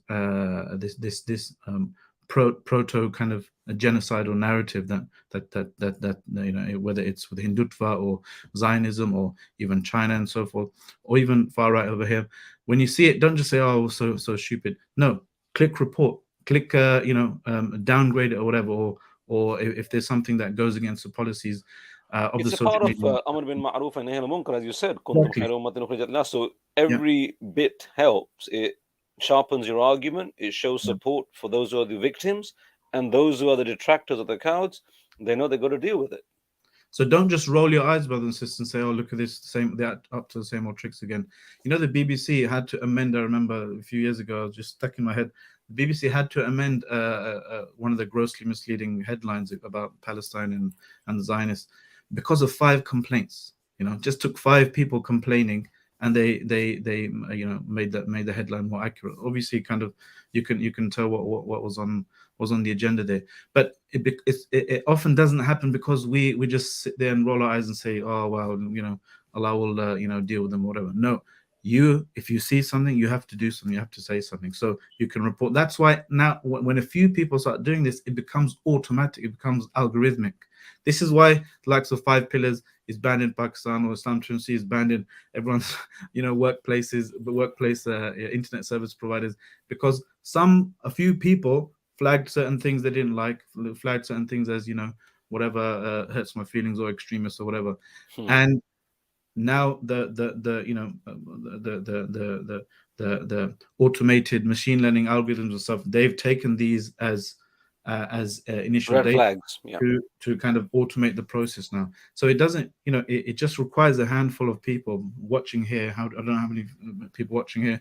Just all of you here, if you do this, if you implement this, inshallah, it will make a huge difference. Whenever you see nonsense, report it. Whenever there's always a report button if there's something spreading fake news or but and that's a very, very important piece of advice. Whatever's within our control, we're accountable for that, for sure. Whatever is not within our control, whatever we are obliged to look at that. And I think from the perspective of raising awareness, we've seen a lot of Muslim leaders cozying up to Mr. Narendra Modi, whether it's the Middle East, whether it's Pakistan and places like that. From the perspective of an informed Muslim, how should we engage in this discussion or debate in your idea, in your thoughts? Yeah, exactly. So that I was going to mention one thing actually. So our own government, the United Kingdom, right, government, they have been exporting the People's Review of Prevent exposed this a few months ago. Prevent Watch, that is, yeah.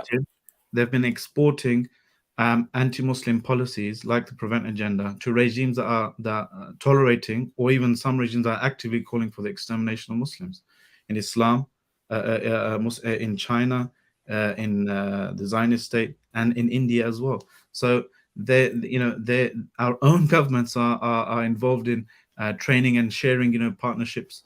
Liz Truss, when she was a foreign secretary, she sailed to Mumbai in a warship, in the name of developing security and defense tech, and they Boris, remember him, and Modi, they signed a landmark 2030 roadmap, on maritime security, cybersecurity, and so-called counterterrorism.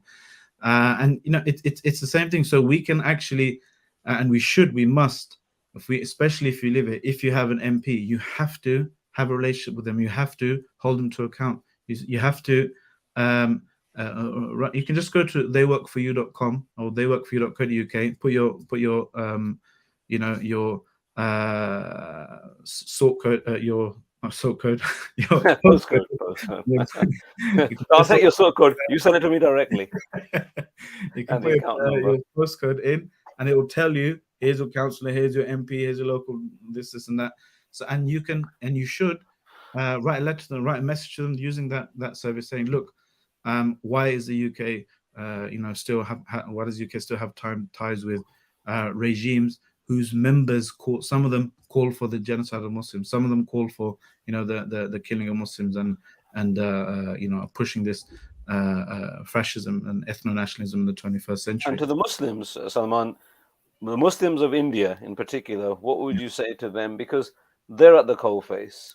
If ever one wanted to try and understand the Spanish Inquisition, perhaps this is an indication, not at the hands of Hindus, because every one of my guests I'm putting this point into, because as Muslims we've got no qualm with people of any other faith or none, and this must be made absolutely clear, because there are parts of India like Bengal, Mamata Banerjee, the chief minister, openly sort of spoke out against Hindutva as well. So this is not about Hindu Muslim, it's about those who are oppressing. So in terms of the Muslims of India in particular, what would your message be to them, looking at what you're seeing now and have been seeing for the last 4 or 5 years in particular? One thing we all have to do is show moral support and solidarity with our brothers and sisters. Yeah, this is something that we saw with, we try to do with any group that is oppressed, any group that is facing hardship. As Sheikh Suleiman said, Prophet ﷺ said, whoever lifts one kurba, one hardship of this dunya, then Allah will lift the hardship from him from of the day of judgment. SubhanAllah. So and our Uyghur brothers and sisters have told us to our face, for example, that we're so relieved that people are talking, Muslims are talking about our plight right now. Likewise, we should do, and let this be the start of a big campaign, inshallah, to show moral support and solidarity with our brothers and sisters. That you're not alone. You're part of a broader, wider ummah. Yeah, you're not. You are not alone, and do not underestimate giving the power of giving moral support. Even Allah subhanahu wa ta'ala gave the Prophet Muhammad sallallahu alayhi wa sallam moral support. His enemies are calling him this and that, and trying to harm him and so forth. And Allah says, "Noon wal qalmi wa ma yasturun ma anta bi ni'mati rabbika innaka la'ala khuluqin 'azim wa innaka wa inna laka la'ajrun ghayra mamnun." Allah is saying, I swear by the pens and what they write, you're not a madman. You are in fact on the highest standard of character, and you have an unending reward. This is Allah subhanahu wa ta'ala giving moral support to the Prophet sallallahu alaihi wasallam, and the strongest heart. Yeah. So what about us as normal human beings? We need and benefit from that moral support. And one of the things I was going to mention, like I mentioned, if you see, we have the power to influence what goes viral on social media, for example. Just like you can report certain things which are nonsense, if you see something important, some message from your brothers and sisters in India, your brothers and sisters who are suffering, their message, empowering their voice, engage with it. Don't just keep on scrolling. Stop for a second. Even if it's just stop for a second, the social media algorithm, timeline algorithm will detect that as something more engaging, because that's what they're there for, to increase time spent on site and some more advertising. So use it to get that in front of more eyeballs.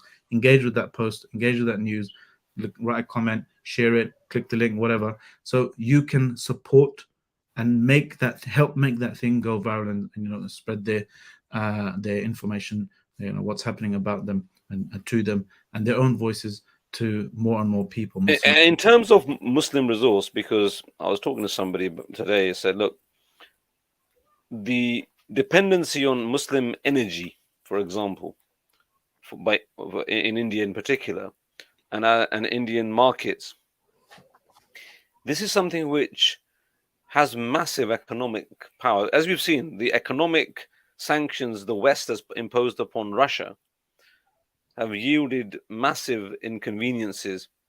So I think this is something which we need to explore. And what are your thoughts on this in terms of using economic power, economic clout? Because ultimately it's not about, many people have a very sort of, what's the word? Binary is perhaps not the right word, but a simplified thing that it will have to be a conflict which solves this problem. What are your thoughts on that? Absolutely. As a last question. There's so many things we can do, right? I was just kind of browsing around Islam Twitter and see there's an article, 10 things you can do for Indian Muslims right now. And I think Imran, the ex-CEO of MPAC UK, he wrote an article about the case for BDS against the BJP, against the ruling party of India. There's so much economic power that we have that we can do, just as not even states, but as consumers as well, things that are within our control. Yeah. As states, of course, there's lots of stuff, and it requires us to make that noise and put pressure on certain individuals. It has to be focused. A few months ago, there was a few BJP members who insulted the Prophet sallallahu alaihi wasallam. I remember, yeah, that's right. What happened? There was some deals cancelled and some economic pressure put on by a few Arab countries, and they got fired, or they got not fired, but I think they got kind of a They telling were off. forced to backtrack. That's right. One was Yeah. sacked, and one was, I think, suspended or something, or apologized. That's right. So we need to utilize these resources that we have, and our own, power. And just to highlight, you were saying that this is not about Hindus, this is about Hindutva and BJP and these kind of neo-fascist ideologies and ethno-nationalists. The one thing that highlights this so much is that I read a statistic the other day that the biggest exporters in beef from India are BJP linked, That's right.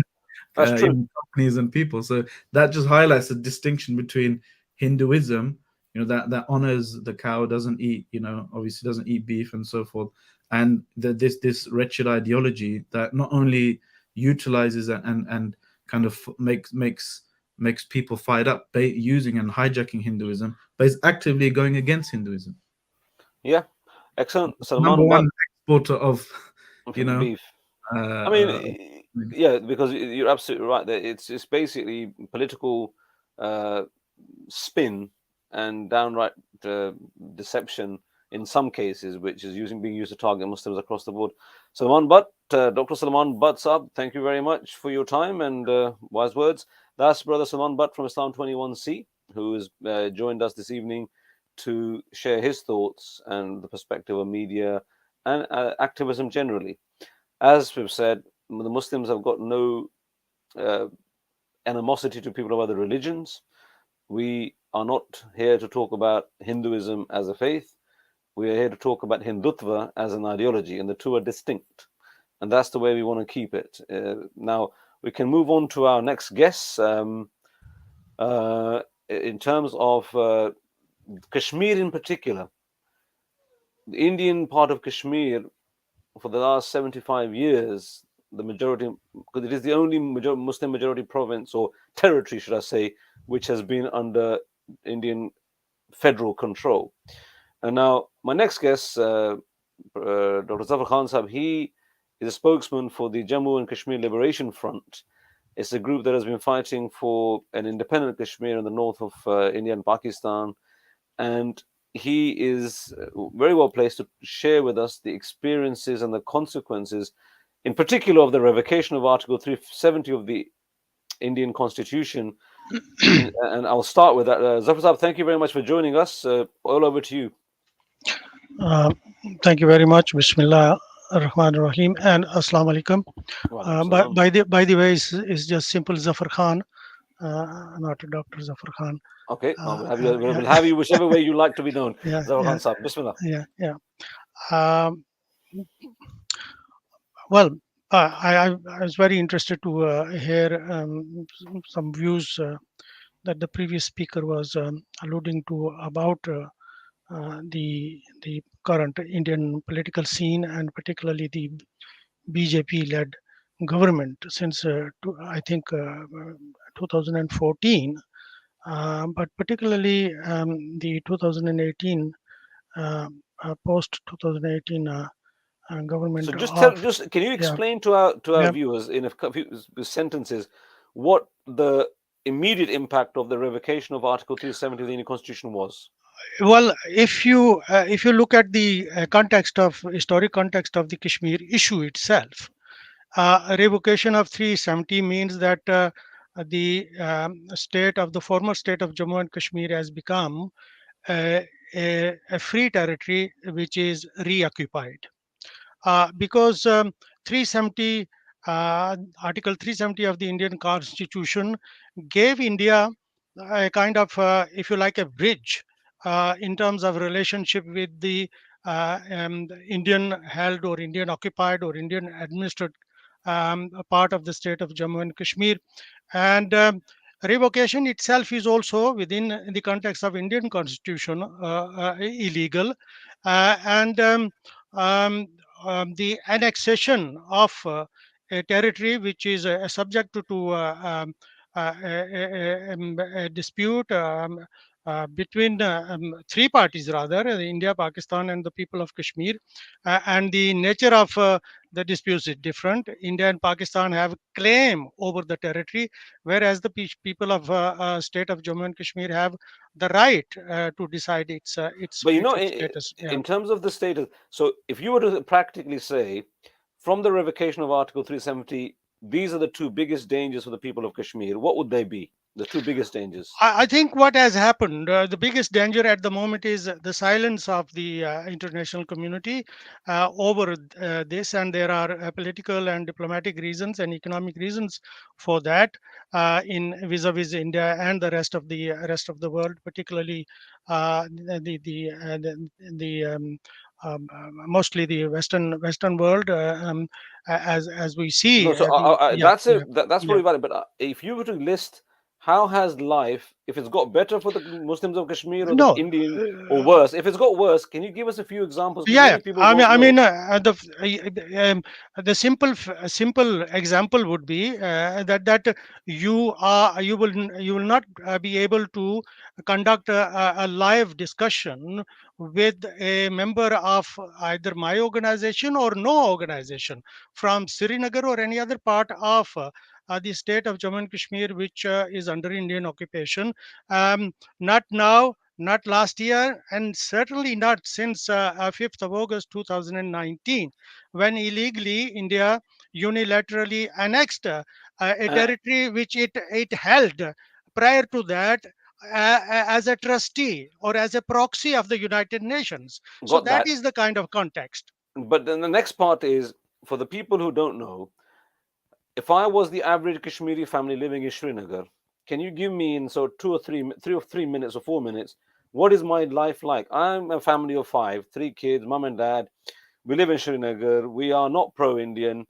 We are Kashmiri Muslims or non-Muslims for that matter. What is life like, and how has it got worse, if that's what you say it is, since 5th of August 2018? You are under siege.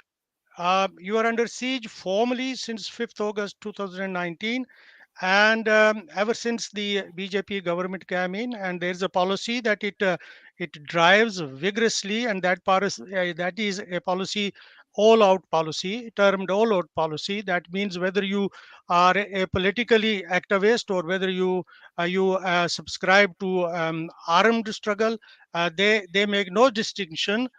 They will grab you, nab you, and put you behind bars, or do even fake encounters are frequent. And so the Kashmir, and particularly the Valley of Kashmir, is being ruled by a huge number of is occupied by a huge How many number of soldiers? troops. How many Well, troops are we talking about, prior roughly?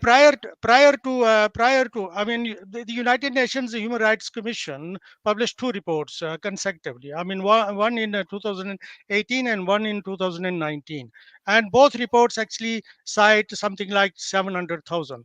But we believe that an extra 2 to 300,000 military and paramilitary troops were inducted in order to prepare the annexation of 5th August 2019. So we are Okay. talking about 900,000 military And what's the troops. population of Kashmir? So we're talking about 900,000. What's the population Yeah. of Well, Kashmir? well, if you look at the population of Valley of Kashmir, it is around 9 million, and So the so it's one soldier for every 10 people. Yes, but there are wider areas. There's the area of Pir Panjal. There is a Chenab Valley, the Jammu province, and so you could say that in a total population of about 13 million, they are not all Muslims, but majority of the people are Muslims. You have What percentage are 900,000 Muslim? troops. What percentage are The Muslim? overall percentage of Muslims in the region occupied by India is about 70%, and that also is the total state. I mean, 35, 30%, 33% of the region is under Pakistani control, and you have Yeah. 6 million population there, and so a total population of about 22, 23 million, and there is a population, some people in diaspora, both in India and in Pakistan, Okay. as well as outside. So with regard to Kashmir specifically, economically, has the economic situation got better or worse since 5th of August? Economic situation is abysmal. the Kashmiri economy, last year's figures were that it lost over 5 billion American US dollars in its economy. And the pretext of India's, if you like, absorption or annexation. When you say uh, absorption, it uh, makes it needs to the people need to understand what that means. So yeah, when you say absorption, does that mean that now that the population can be diluted, or yeah, which was yeah, what does yeah. that mean? Yeah, what it means is that India now directly rules. India has not only annexed the whole of the territory, but India has also bifurcated it between the province of Jammu and province of Valley of the Kashmir as one union territory directly ruled from Delhi, and the Ladakh region of Jammu and Kashmir as the other union territory. Now these two union territories have lieutenant governors, whereas previously there was a governor for whole of the region, and all this has been done unconstitutionally, even according to the Indian constitution. And in And terms of you must not forget that prior to 2018 there was an assembly elected locally that represented whole of the Indian occupied territory. It had its own high court, its own judiciary, and so on.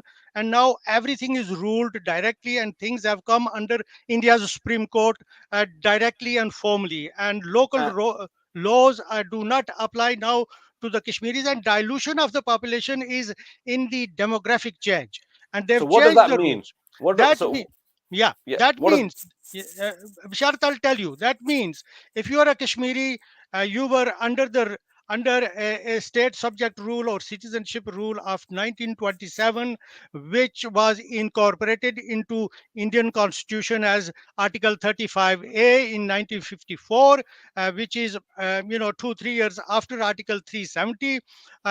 You had the right to land, and no person from outside Kashmir had that right to buy land, unless of course they qualified for that under some special circumstances. They could only lease. No, they could only lease land, and this also applies for the territories that were under Pakistani control. And those territories, the Azad Kashmir region still practices that, but the Gilgit-Baltistan region, Pakistan also did away with that, and that is also a big issue, Bisharat. okay? But since we are talking about territory under Indian occupied Kashmir, Yeah. now we are saying that the change of state subject rule or the citizenship rules means that literally Kashmir has been opened up to 1.4 billion citizens from India. So And do you now, think as we speak, up to 4 million non-Kashmiris have been regularized under one or the other pretext to actually dilute the overall population of Kashmiris, whether Muslims or non-Muslims. And this is having impact on not only making the Muslims a minority in a few years' time, but also an impact on the non-Muslims who have their own identity, their own history, and they too are now going to be affected. And in fact, an interesting point here is that the BJP RSS nexus, driven by the Hindutva ideology, wants to declare in the 2024 election, in the Indian general election, that they have defeated and they have liberated, or uh, um, they have conquered Kashmir okay? once and for all. So that's their plan. Final point to you, as the Kashmiri population in Indian Kashmir, particularly in the last 2 or 3 minutes, the next guest will be available soon. In terms of the Muslim politicians internationally, Muslim states, when you see them investing and supporting the Modi regime in many cases, what is the view of Kashmiris when they see, in spite of nearly a million soldiers, as you said, oppressing and occupying them, when there are Muslim countries supporting the Modi regime. How does that feel from the Well, Kashmiri this does perspective? this hurts Kashmiris, and I speak as a Kashmiri person, and no doubt you will appreciate that. And it appears to Kashmiris that particularly the rich Muslim countries have no idea of what is happening to the people of Jammu and Kashmir. I'm sure they And have every idea. I don't doubt the fact they have an idea. you know, they may well have all the information, but if they appear therefore choose to ignore it, and that is even worse. And so it's a question of people's rights, a question of a people's right to decide and have a future political system of their choosing. And anyway, this is a subject of a dispute for 75 years, and it has to be resolved by the will of the people. And India agreed to it, Pakistan agreed to it, United Nations Security Council agreed to it, and all the major states agreed to it, and even, of course, the advanced resolutions. And there are around 20 resolutions, UN resolutions. But do you think, I mean, on the final point, we all know that the superpowers use, discard regimes. They've done that to Pakistan on at least 3 occasions in the last 60 years, as you well know. So the likelihood of something like this ever materializing is more bleak than even Modi pulling out of Kashmir, would you say? It is not helpful to Kashmiris, but certainly India and Pakistan have it within their power, and also they owe it to their people to resolve Kashmir issue. Kashmir can be a bridge of peace, prosperity in between India and Pakistan, and also in the region. And I think Kashmiris have consistently said that they want peace, they want a peaceful resolution. Of course, we want peaceful resolution. Our leadership is in jail, so they are not talking to our leadership at the moment. India is not interested in a negotiated settlement or a resolution, and Pakistan is in a very weak position for all sorts of reasons of its own making, and maybe machinations of others, we don't know, but perhaps of their own making. And so the Kashmiris at the moment are struggling on, and I think the Kashmiris will not give up their right to decide on their future, but it is not going to be easy for Kashmiris, and Kashmiris know that. Okay. Zafar Khan Saab, thank you very much on behalf of Jammu Kashmir Liberation Front, JKLF. Very kind of you to take your time out and join us this evening. That was Zafar Khan Saab, who is the spokesman for Jammu Kashmir Liberation Front. He's shared his thoughts and ideas with us. Our next guest is about to join us, so I'm not going to delay. Time is precious, and it's Abdul Wahid. Assalamu alaikum, rahmatullahi wa barakatuh. Thank you very much for joining us. What are your thoughts? Assalam wa rahmatullahi wa barakatuh. Jazakallah khair, brothers and sisters, for joining tonight, and for this brilliant effort. May Allah subhanahu wa ta'ala accept it. Yeah, my thoughts briefly, Basharat, on a few things that have been said this evening. I'll start with the Kashmir issue very briefly. What the brother just said, there's one very important thing about the Article 370, which took away Kashmir's theoretical autonomy. It never really had it in practical terms. How can you have autonomy when you have hundreds of thousands of troops in your region? The threat is the same threat that's happened in East Turkestan. The threat is the same threat that's happened in occupied Palestine. The tactic is to try and change the demographic of a region. Kashmir Valley is over 90% Muslim majority. It's the only area of India which has that large a percentage of Muslims in such a concentrated area. By removing Article 370, in theory, you allow Hindus and others to move in there and change the demographic. So what Brother Zafar Khan mentioned about people there supporting their own right to self-determination and stuff, if you change the demographic, then effectively you can get more people in there who will vote to be totally occupied by India and legitimizing that occupation. So that's the threat going into the future. Whether that happens practically or not is a different matter. I was speaking to a few Kashmir activists this week from Indian occupied Kashmir. And one of them said to me, you know, the likelihood of many Hindutva supporters moving into the Kashmir Valley is small because they aren't really brave enough to do it. Those kind of activists are not really brave enough to move into an area where they would be a minority. So this is the first point I'd say, which is important about Kashmir. The second thing I'll say, as I say, I spoke to a couple of Kashmir activists this week who are from Indian occupied Kashmir. It was very striking, bro. They are very passionate. They want to speak. Actually, they want to speak a lot because they feel they can represent the reality of what goes on there better than people from Kashmir, which is independent in Pakistan. But the threat and fear from the regime for their families and their loved ones is real. It's real. They're very passionate people. They told me a lot about the experience of whole villages getting raided and young people getting locked up and stuff. And yet, what would you say to the Indian government's argument, or that look, we are the elected government of India. We represent the will of the people, rather like, but it's not a direct comparison. To give people an conceptual reference point, the UK voted to leave the EU. It was the decision of the people, even though it's harmful to many, perhaps many would say economically, albeit. That's the way it goes. They're the rulers of India, and at the end of the day, they decide what goes on, and they've decided to change the setup.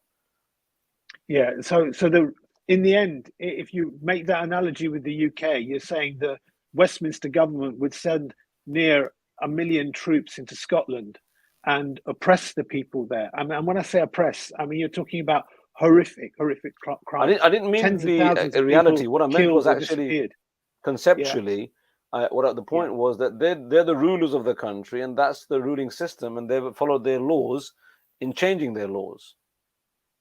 Yeah, well, I don't think that's right, actually, because that's a constant. Well, you know, if you put your mind into the mindset of somebody within India, okay, that's a constitutional issue which effectively a politician has taken into their executive power, and most countries will not allow that kind of change to take place. But it also shows the problem of this so-called world's largest democracy. This world's largest democracy is advertising itself as doing whatever it wants to, acting with free will in a way that has no principles anymore. And it's advertising itself that actually fascism, nationalist fascism, extremism like that can come into power through elections, right? And it actually sadly is exposing the reality of, for many Muslims in India who for many years invested their trust and their faith in this system, which has badly let them down. Okay, so I think that those points on Kashmir are worth noting for our audience. Okay. The other thing I'd say, I mean, many of your speakers have spoken about Hindutva, and you guys have made the right point that this is not about religion. This is about a political ideology. The religion is thousands of years old. The political ideology is no more than about 100 years old. And it started with a few ideologues, like you've said, and this is very important for your audience if they don't understand it. Started with a few ideologues who were influenced by Mussolini, Hitler, European nationalism, and fascism. It grew over the decades through this organization known as the RSS, which is a paramilitary group which advertises itself as a civil society group. And it has got networks throughout the country now, filling people's minds with this hateful political ideology, all right? Nationalism is always ugly, always destructive. But this has now infiltrated many levels of society, so that the crimes that go on happening against Muslims and other minorities, the local authorities turn a blind eye because they're often networked like this with the RSS. And then what's happened after that is that the ideology has actually assumed political power through the BJP. So there are policies going on at a state level, particularly in places like UP and Karnataka, but also at the central level, like the Article 370 in Kashmir, which is further worsening the situation for minorities. We call them minorities, but truthfully, when you take all the Muslims, all the Christians, the Sikhs, the Jains, although Sikhs and Jains, according to the Hindutva ideology, are Indian religions, you ask people on the ground, we've had contributions on the program showing that actually, in truth, Sikhs, Jains, and Dalits, the ones who are not officially part of the caste structure, even though they might be Hindus, are oppressed en masse by this ideology. So I think the more people know, the more we shine a light on this, the more actually people will realize that there is a need for an alternative. There is a need for an alternative narrative. This is not about communities clashing like it's portrayed in the West. It's actually a very oppressive political idea, which is given cover by Western governments because of their own interests. What interests are they, in a nutshell, if you were to summarize? Okay, I would summarize two. I mean, if you take the two big countries that might interest people, if you take the US, it's geopolitical. They see India as a buffer against the rising power of China. If you take the UK, it's economical. From exiting the EU, Britain needs trade contracts with a country as big as India, with an economy as big as India. You saw a very good example here where the Home Secretary, Suella Braverman, she made one comment which was factually correct. She said that Indian visitors to the UK overstay their visas more than any other community. She was just, and she actually went on to say, I'm not saying they commit any crimes. I'm not saying that they're bad people, that just factually they overstay their visas in the UK. That led to a delay in trade negotiations with India. So what you're seeing is national interests trumping the rights and the dignity and the life and the blood and the honor of people in India. And unfortunately, that's also Muslim governments as well. You know, India, it relies on the Gulf states, Qatar, Saudi, UAE, Iran, for oil and gas. More than 50% of its oil and gas, and about 50% of its coal from Indonesia. It's a very fuel-dependent country. It doesn't have its own fuel supplies. And therefore, the power that Muslim governments could have to actually influence change in India is very great, but they don't, which is a disgrace. So in fact, we should be exposing them for the shameless betrayal of the Muslims around the world. And I'd like to see us exposing that more. Okay, otherwise, Dr. Thank you very much for coming on. Thank you, brothers. Assalamu alaikum. Now we go back to Roshan, Muhammad Sal. Roshan, welcome back. Assalamu alaikum. Walaikum salam. I've been monitoring stuff in the background, and I see that we do have two guests. So I'm actually going to be quite brief, Bashara. But just I think a few, just to reiterate a few things, because some people in the chat are saying 5 pillars, but actually this is not a 5 pillars event. It's an event by several Muslim organizations who are MPAC UK, the Islamic Human Rights Commission, Hizb ut-Tahrir Britain, Islam 21C, CAGE, DOAM, the Peace Institute, and the Association of Indian Muslims UK. And I'm very proud to say that because I do feel as though, you know, Muslim organizations, sometimes we don't work together. Sometimes we duplicate what others do. Sometimes we're in rivalry with each other even. And it's great to see so many organizations coming on board to amplify each other's voices, because we're stronger together, aren't we, than we are individually. A couple of questions that keep popping up, and I want to play devil's advocate here, just in case people say that, you know, we're against Hindus and we're being, you know, against the Hindu faith, etc., etc. One comment came up, Muslims oppressed the Hindus in India all those years. Your response to that, Bashara? Well, look, if you look at history dispassionately, I think Shashi Tharoor famously, he wrote he absolutely went for Churchill and the empire. He said when the empire came to India, it accounted for 25% of the global GDP. The development that Islam and the rulers brought to India is unparalleled. And look, my late father-in-law was born in Amritsar.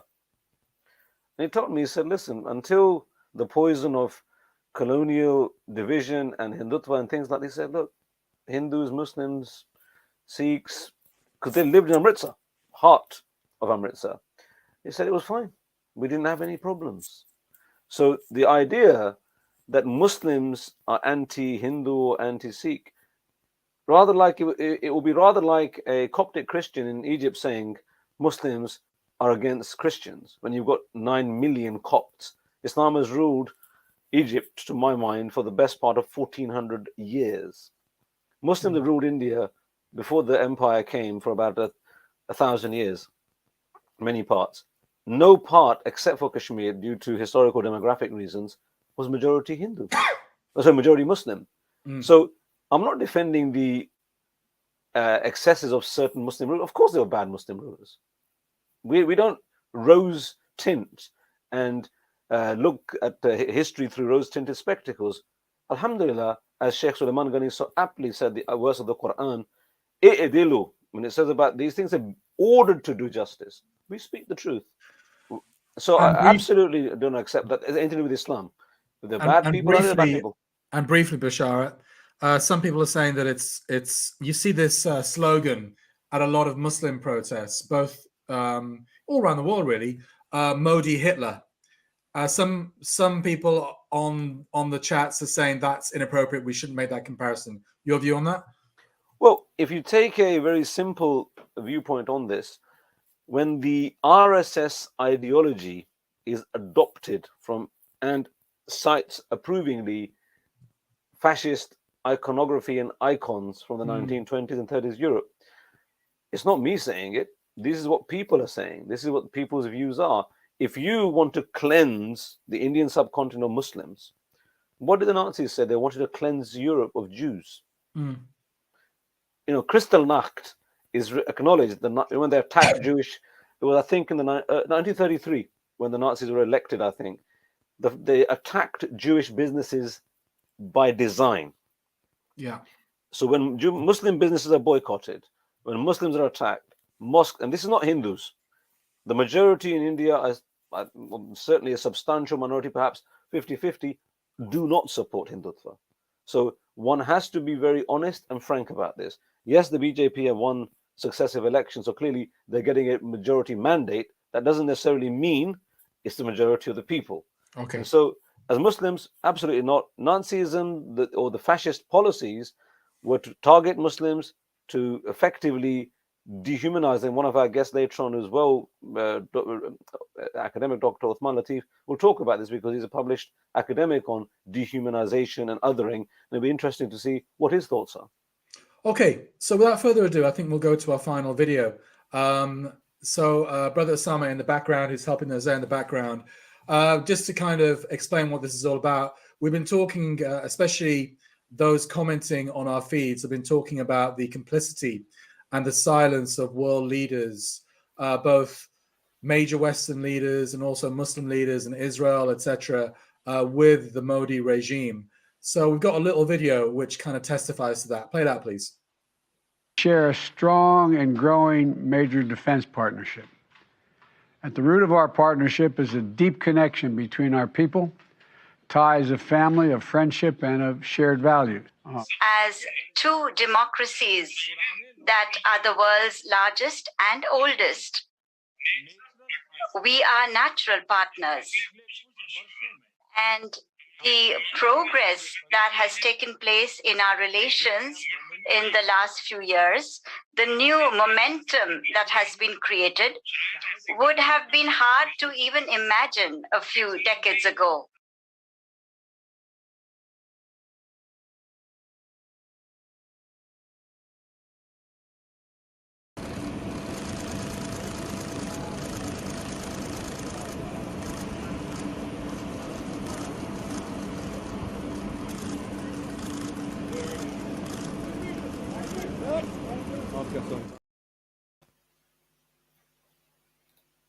Assalamu alaikum wa rahmatullahi wa barakatuh. We're back with me, and we now move on to our next guest.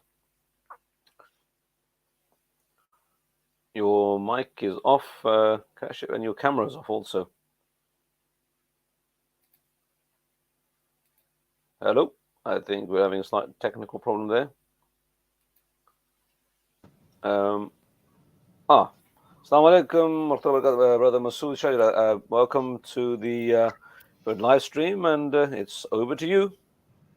Wa alaikum assalam wa rahmatullahi wa barakatuh. Bismillah ar-Rahman ar-Rahim. Alhamdulillahi Rabbil Alameen.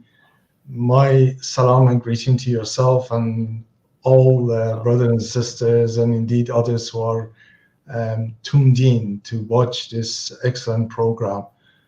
It really is an honor to join all the other contributors, and it's a pleasure to be part of this very important and essential program. And the fact that it's been said by others that Muslim organizations have come together in recognition of the importance of this topic, I think it's very telling, and I hope and pray that we will be able to do more addressing issues like this in future. I want to deal with the issue of what is really behind the engine that drives this sort of promotion of hate, and how that plays essential role in creating the environment which Hindutva and RSS is involved in. We know, and it's been said by other contributors, that the whole Hindutva ideology was based on fascism. And but I want to go beyond that. The reality is that what does it make an individual or a community to commit act of atrocities which is unbelievably unhuman? We've seen this process happening in the history of man, and we saw after the fall of Andalusia, when Columbus went to United States, what they did to indigenous population over there. The arguments at that time that is this indigenous population, are they have they got soul or they haven't got soul? And then coming up with the idea that there are actually they are even below the standard of an animal because they don't have religion, and etc., etc. I don't want to go in deep into those arguments, but that was a beginning of creating an environment and justification and hatred which would lead to mass execution, mass destruction, and genocide. We saw afterward the same process played a role in the Crusades. Crusades was organized by the European Christian 100 years after the fact that Muslims were in power. So it wasn't really a reaction to the sort of Muslim being in power in Palestine and the region, but it was actually the need of the Christianity to preserve its power while it was falling and it was losing its power. So what the Christians of that time did was create this demon, this Islam, to mobilize and unite the Christendom together and bring them together to organize them. And that process was unleashed on the Muslims in such a way that the accusations against the Muslims at the time, when you read the history book, was unbelievable. I mean, the reality was that Muslims were fighting a defensive war. It was actually with the standard of Sharia and so forth, and it was the Crusaders who were being barbaric. But in the same time, they were collecting taxes in Europe for destroying the barbaric. You raise an interesting, sorry to interrupt you, so you raise an interesting point. The historical parallel there is that there was an army meeting an army. There were Muslim politicians or rulers and leaders meeting a Crusader army. And in the context of modern day, I mean, Srebrenica happened in front of our eyes. That was genocide in Europe of Muslims. The biggest genocide since the Second World War. So the reality of it is that at that time, whatever how good, bad, or indifferent the Muslim states were, they actually defended themselves. And one of the arguments that many people are making is, but look, your own Muslim brethren in the Muslim governments and states are not speaking up for the Muslims of India. And that's the difference, isn't it? Because during the Crusades, you had a counter to them. Whereas now, the Muslims of India are effectively left to people like you and me and whoever else who may choose to raise their plight. But there seems to be a deathly silence when it comes to those that can actually make a difference to the mindset of Mr. Modi. Well, Basharat, I mean, let's be frank. It's not just the Muslim leaders who abandoned the Muslims. Muslims themselves are not really standing up. They're not involved in campaigning or boycotting or anything else. But I'm not dealing with that. What I'm trying to say is that the process of demonization of a community leads to genocidal act, and eventually leads to genocide. You know, this is exactly what happened in the Nazi Germany. Every evil was projected onto the Jewish community and the left and others, and the solution for the betterment and united Germany was to target this group of people. Same thing happened in Bosnia. In Bosnia, which was much nearer to our time, is our lifetime, we saw how neighbor killed neighbor, raped children, raped women. People don't do that, but they only do that when the level of demonization gets to a stage which they don't see the neighbor anymore as a neighbor or as a human being. And that level of demonization is always necessary before genocide takes place. We are seeing this in many parts of the world, even right now. Rohingya Muslims are facing the same thing. Is the need of the uniting the Rohingyas and giving them an identity, which is lead to demonizing the Muslims as the problem, and the solution is to actually demonize them and then do what they're doing, throwing the children into fire and so forth. We are seeing the same process. It's happening now in India. How do we then, you mentioned the point, how do we motivate people to understand the otherization, the demonization? How are we going to counter and reverse the mindset that is producing recruits for this sort of thing? Well, we need to challenge it all the time. Look, I mean, we are having a program this Sunday, Genocide Memorial, and every year. Where is that? Where will that be? That is going to be online. Anybody who wants to be to have access to it, go to our website or go to IHRC TV on YouTube, and you could actually take part. We are explaining these whole processes of demonization, the tools, what precedes genocide. We need to tackle it at that space. You know, this is the same thing, the same ideology which is happening in occupied Palestine and everywhere else. And we are seeing this demonization. It's you know, I mean, you know, they're looking at, the world is looking at Israel as the only sort of democracy in the region. But this so-called democracy is killing ordinary, innocent children day in, day out.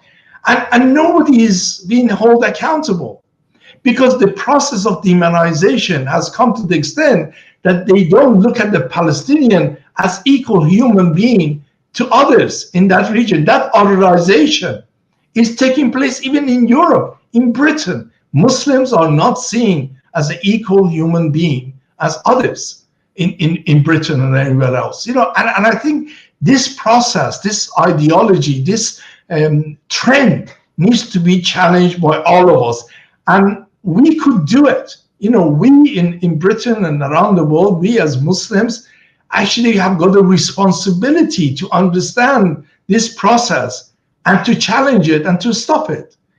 And this is what I think is essential. if we are going to stop what is happening in India, and you know, if this process, that's what happened in Bosnia, happens in India with such a large numbers, you know, it's going to be bloodbath 100 times worse than what happened in Bosnia. And that process has started. And we need to give warning to the world. And we need to give warning not just to Muslims and others, even Hindus will suffer. People who suffered in Bosnia were not just Muslims. The whole society suffered. And people who suffered in Germany weren't just the Jews, the whole society suffered. So we need to recruit everyone to say that this level of otherization, this level of hatred is going to destroy the whole society, and we need to combat it on every level. Masood Shajdar, thank you very much for sharing your thoughts with us. The essence of your message, to conclude, is expose the mindset that perpetuates and encourages genocide globally, educate Muslims and non-Muslims, and hopefully we begin to row back. Would that be an accurate summary of what you would say? Absolutely. Masood Shajdar, as ever, thank you very much for joining us from the Islamic Human Rights Commission. That was Masood Shajdar, who's given us his thought, and they're all having their Genocide Memorial Day. You can check that out as well. He mentioned that. You can go to their website and the TV station they have online. So that was Masood Shajdar. Now back to my next guest. I think we've had some technical problems, but maybe not this time. Kashif Zakiuddin from 21C. Wa alaikum assalam wa rahmatullahi Ustad Kashif. Sorry, I'm audio only because I'm in a sort of a fairly rural location. I'm having bandwidth problems. So it's our loss. We're missing tech team that. have told me to, yeah. So you're saved from having to look at my. Oh, we've been deprived of the Noor, I'm sure. No. Mashallah. Mashallah. Yeah. Bismillah, Ustad. So over to you. So no, alhamdulillah, I caught a sort of some excerpts, some little snippets of what you were speaking about earlier in some of your earlier conversations. So you know, I guess I just thought it would be good to speak about the area that I work at on in Islam 21C, which is history mostly. The history and Islamic studies editor, and there is a very strong intersection between history, you know, and current Hindutva propaganda ideology and action in India. You know, so I think that's an important thing for us to think about. Yes, absolutely. I don't know how much have you guys sort of said much about that before already? We haven't. You got 10 minutes. Yeah, no, so, I mean, I'm not going to say much really. I'm not really. No, I think you should. What I would suggest, Kashif, would be to summarize 2 or 3 key points which would help guide and sort of steer people in helping the Muslims of India or anywhere else, anybody else who's going to be the subject of genocide. Yeah. So, well, the first point to know is the importance. I think that it's actually vitally important that we spend some time studying the subject, studying the history of the issue, because the history, surprisingly, even though Hindutva ideologues actually kind of loathe history, right? Because what that does is real history actually undermines the sort of the edifice that they've created, the nationalist edifice that they've erected, because it exposes the you know the shaky grounds that's built on. In fact, not even shaky grounds. There are no grounds to that.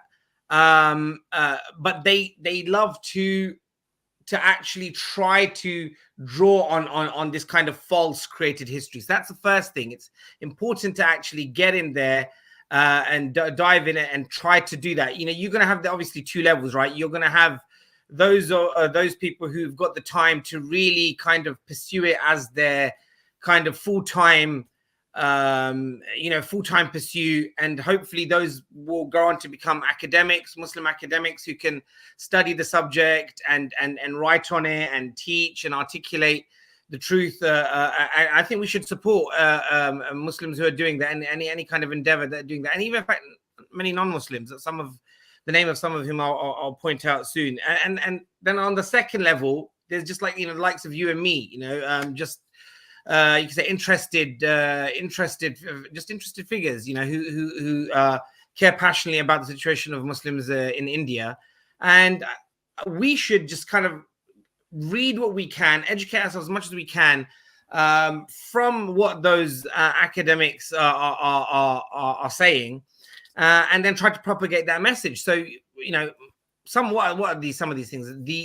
One of the key props or ideas of Hindutva ideology is this idea of Indianness and native indigenous Indian origin. So Hindutva is based on this notion that there is a body of people that originate from the Indian subcontinent originally, right? And they are its true kind of inheritors, right? And the faith that they ascribe to, which you know, again, is has no historical basis, but the creation of Hinduism as it is sort of articulated today, most of which is pretty much a function of 19th century British manipulation, right, in terms of colonial divide and rule. That is pure and authentic Indian religion and faith. So that has, as I said, no historical basis. And first they sort of set up this body of true Indians, and then everybody else, particularly the group which they otherize the most. I think I just got again the end of Brother Masood's interaction with the interview with you, and he was talking about this otherizing as a prelude to you know, these kind of horrid genocides that we see. So target number one for that are Muslims. And of course, again, when you look at the history of that, you realize that really that again runs counter to the accurate historical record. People have over the millennia have constantly moved into India and settled wave after wave.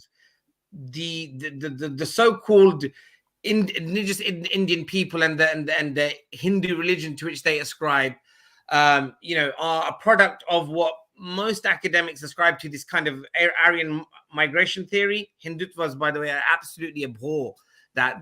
It's not completely accepted that that's how, you know, the Vedic culture arose in India on the basis of these migrations from Central Asia. But that is kind of the way that most historians lean. And then after them, there were further migrations, some of whom happened to be Muslims, right? And those Muslims settled in India. They didn't sort of, you know, use India as just a colonial base to extract in the way that the British do later, right? They settled down and indigenize themselves. And I think I got a little. I think it might have been you actually speaking there. That, you know, during Muslim rule, India flourished, as I think you were pointing to. Shashi Tharoor mentioned in his book, and a number of other historians, and much of Indian culture, again counter to what Hindutva ideologues propound, flourished amazingly. You know, in terms of the art, architecture, cuisine, Indian textiles, all of these. Kashif, can I interrupt you? Forgive me. So, in terms of drawing this together, history is a wonderful source of knowledge and thinking. But if you were to give me one striking point, so if I'm talking to a Muslim who's not aware, or a person who's puzzled between Hindutva and Hinduism, what would you say to them? Say, if I was to put you on Twitter mode in terms of speaking in 90 seconds, what would you say? I'd say that Hindutva ideology is not based on real historical fact, and that Muslims, history proves that Muslims are just as much part of India as any other group in India today. And we should basically be shouting from the rooftops and engaging everyone on this to correct effectively what you're saying is an insidious manipulation of history for a perverted political end. Yeah, absolutely. And my caller actually is not really actually being a real expert, but just a student like you and others, is for everybody to get out there and do that, who cares passionately, is to study the subject, learn as much as they can, and and spread that message. Excellent. Kashif Zakiuddin, despite technical problems, we got there. Jazakallah for joining. That's Kashif Zakiuddin from Islam 21C. Thank you. Knowledge is power, and that's the essence of tyranny, that it seeks to subjugate people to ignorant narratives. As Orwell, his real name was Eric Arthur Blair, believe it or not, but George Orwell, as he said, it's newspeak, how you effectively convince people to hold perverse, even bizarre beliefs, believing them to be true. Now, this is a nice segue into my next guest. Dr. Usman Latif is a well-published academic, a da'i, somebody who needs no introduction. You all are well aware of him and his contributions, a dear friend also. Dr. Usman Latif, over to you in particular, if you can sort of summarize for the people who are watching and listening how genocide, the steps to genocide in a practical way, and how we as Muslims can seek to counter that, and non-Muslims also. Assalamu alaikum. Thank you for having me. And I want to begin by praising Allah subhanahu wa ta'ala for the great gift of Islam that Allah bless all of us with. I also want to begin by making a dua for the Muslims of India. May Allah give you thabat, may Allah give you sabr, may Allah give you strength and the strength of Islam. May Allah protect you with Islam. All of you, of course, who've been martyred in this cause, may Allah give you Jannat al-Firdaus al-A'la, may Allah give you sabr, and your families, all the orphans, may Allah give you strength. The widows, may Allah give you strength. And of course, to know, of course, that you have an ummah behind you, and the most important thing, you have Allah subhanahu wa ta'ala with you. And therefore, remember that, all of your supplications mean something, are valuable. The ummah is backing you, is with you. We're watching, of course, what's happening there with you. We're making dua for you, and our support, therefore, is for you. May Allah aid you and assist you in all things. Allahumma ameen. The precursor, of course, to genocide really is always going to be based upon a dehumanization of victims. And remember that the Holocaust against the Jews did not begin with gas chambers. It began with a vilification of the Jews as non-entities, really, as the Untermenschen. And the Untermenschen was the juxtaposition of the Übermenschen. The Übermensch were the upper people, the Nazis, the white people, Aryan race, and the Untermenschen were the lower class, the Undermen, the ones who were unworthy of things, unworthy of life. And so what really happens in the process or processes of dehumanization is that there is, of course, a mental conditioning. On our mental canvases, it's like we paint all sorts of things. And if you're painting on your mental canvas an image of somebody else, let's assume like the other for now, but you're only using wide strokes and wide brushes and broad strokes, whatever you create afterwards is a figment really of your imagination. That's your creation. That's not true. That's your creation of another entity. And so what it really is, and what I write about in my books, is that dehumanization really is an effacing. It's not so much at the beginning an effacing of another entity, it's a effacing of oneself. Because remember, the other can only exist if a self exists. And so the positioning of a self determines then the outcome of that other. However you construct or construe yourself is how you will define that other. And it's that other that will therefore bear the brunt of processes of othering and dehumanization, the mechanisms of dehumanization. And so remember, therefore, that the Nazis, of course, used this. In Rwanda, it was used against the Tutsis. Used it, of course. Whenever you have human genocide, whenever you have mass killings, even against people, in order to justify that mass killing, for the perpetrator, you subjugate those, or you kind of portray those others as non-entities, as unworthy, as barbaric, as savages, as less than human, as subhuman entities. This is what dehumanization is. Dehumanize someone is to strip them of what we call those moral codes of recognizability that we appreciate in one another. Those no longer exist. And once you've done that, then you're portraying those others as if they're an infestation. So the language is very typical, used now by the RSS against Muslims of India, was used by the Nazis against the Jews, used by the Hutus against the Tutsis, that the victims are going to be typified as vermin, as rats, as cockroaches, as insects. So what comes to your mind when you hear these labeling of people is it's like an infestation that has to be removed. It's like a pest that has to be removed. And therefore, in Rwanda, you had this saying of clearing the fields or cleaning the fields.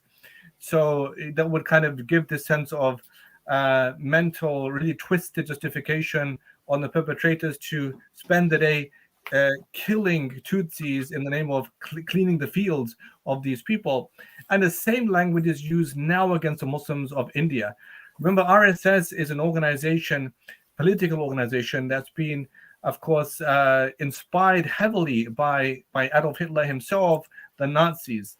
And the same kind of aims that the Nazis had of kind of a totalitarian state based upon one ethnic identity, in this case, Aryan race, is what the Hindutva inspired for, that India should exist only for the Hindu people, and they're a supreme race. And it's very ironic, I think, that in historical terms, at least in terms of our historical recollections of history, on Monday the 2nd, we had the 531 year remembrance, you might say, for the fall of Granada. The Muslims, of course, lost Al-Andalus. But it's interesting that if you look at the legacy of what remained, of course, of Al-Andalus, at least now in textbooks and history studies, we had this remarkable time of the convivency, of the coexistence between Muslims, Jews, and Christians. And that's something that Islamic Sharia, Islamic legal codes facilitate. The fact that you have people who can live together in peace, in harmony, not to be oppressed or brutalized, not to be victims of injustice. Now, of course, in India, the Muslims face all of the opposite. So where you had this convivencial model, not only in in Spain, but also in other places in Jerusalem or in Medina, other places as well.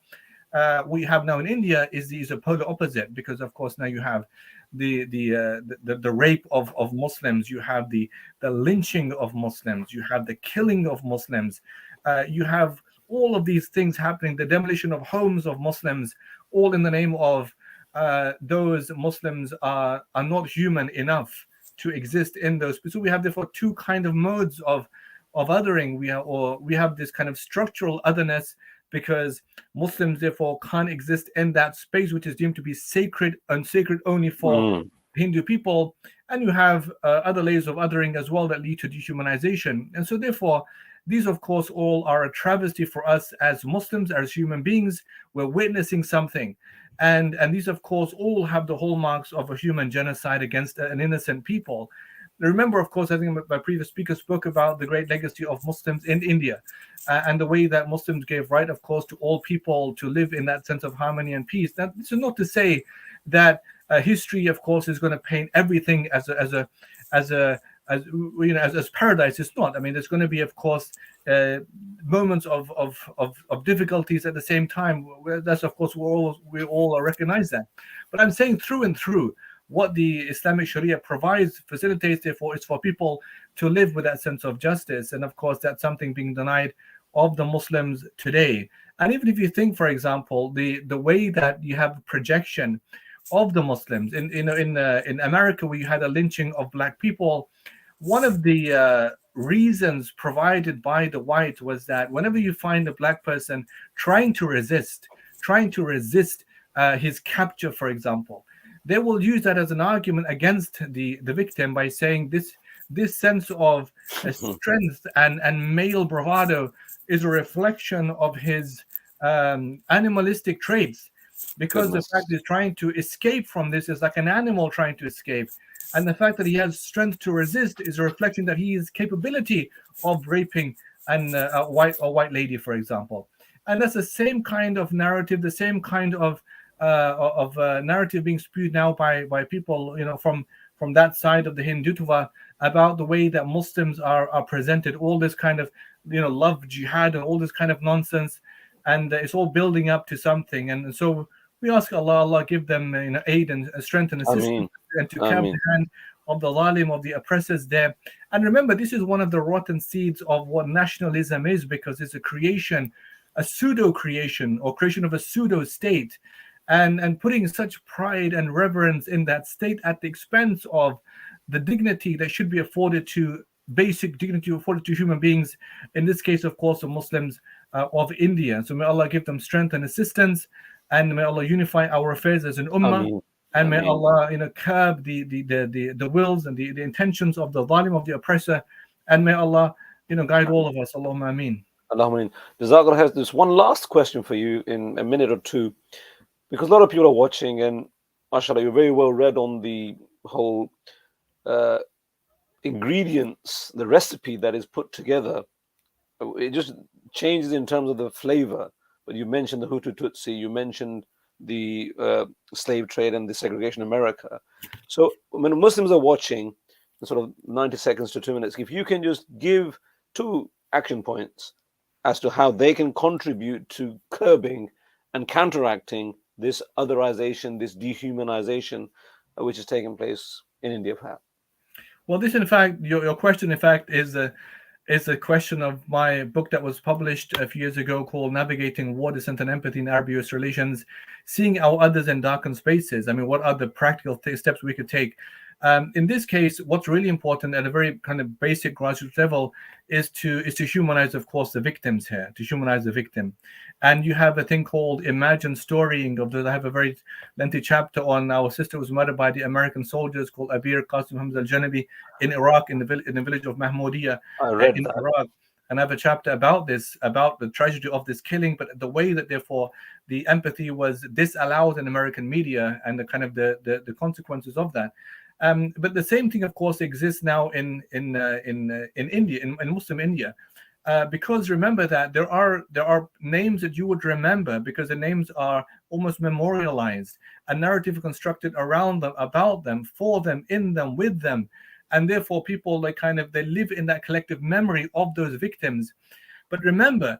And this, of course, I'm just quoting Noam Chomsky and Herman in his book Manufacturing Consent, that in our world we have a contrast between the worthy and the unworthy victims. There are people who are worthy, victimized, and the world will remember them and cry for them. Then you have the unworthy victims. It's our responsibility as an ummah, as these are, of course, our brothers, our sisters, our children, our orphans, our widows, to kind of speak about them, to raise a concern about the injustice affecting them, to remember their names, to remember the names of their mothers and their fathers, our mothers, our fathers. That sense of humanizing empathy has to be really profound in our narrative as Muslims. So I think that that's something we should be doing. And number 2, to raise the concern about injustice. The Prophet of Allah says, "Man ra'a minkum munkaran falyughayyir biyadihi." Whoever sees an evil, let him change it with his hand. If he cannot, then with his tongue. If he cannot, then with his heart. And that is the weakest of faith, the weakest of iman. We have things that we can do. And remember that in all of these things I mentioned of previous genocides, people did something to do something. In Rwanda, you had this remarkable thing between Lima Gabawi, the Christian lady, and Asatu, the Muslim woman. And they would sit on the streets of Rwanda, dressed all in white to symbolize purity, innocence. And they would simply sit there and refuse to move. And when the trucks are coming through, they refuse to move. And this was simply to raise a concern about the fact that you have this tragedy of human suffering happening in Rwanda, and unless somebody says something, it's never going to stop. So we have to have that sense of courage, of resistance. And I was in Munich just some months ago, and I went to Munich University, and I went to the atrium, where Sophia Scholl stood there, and I went there, and I was. And it was quite profound because they have a museum now on the ground floor of Munich University.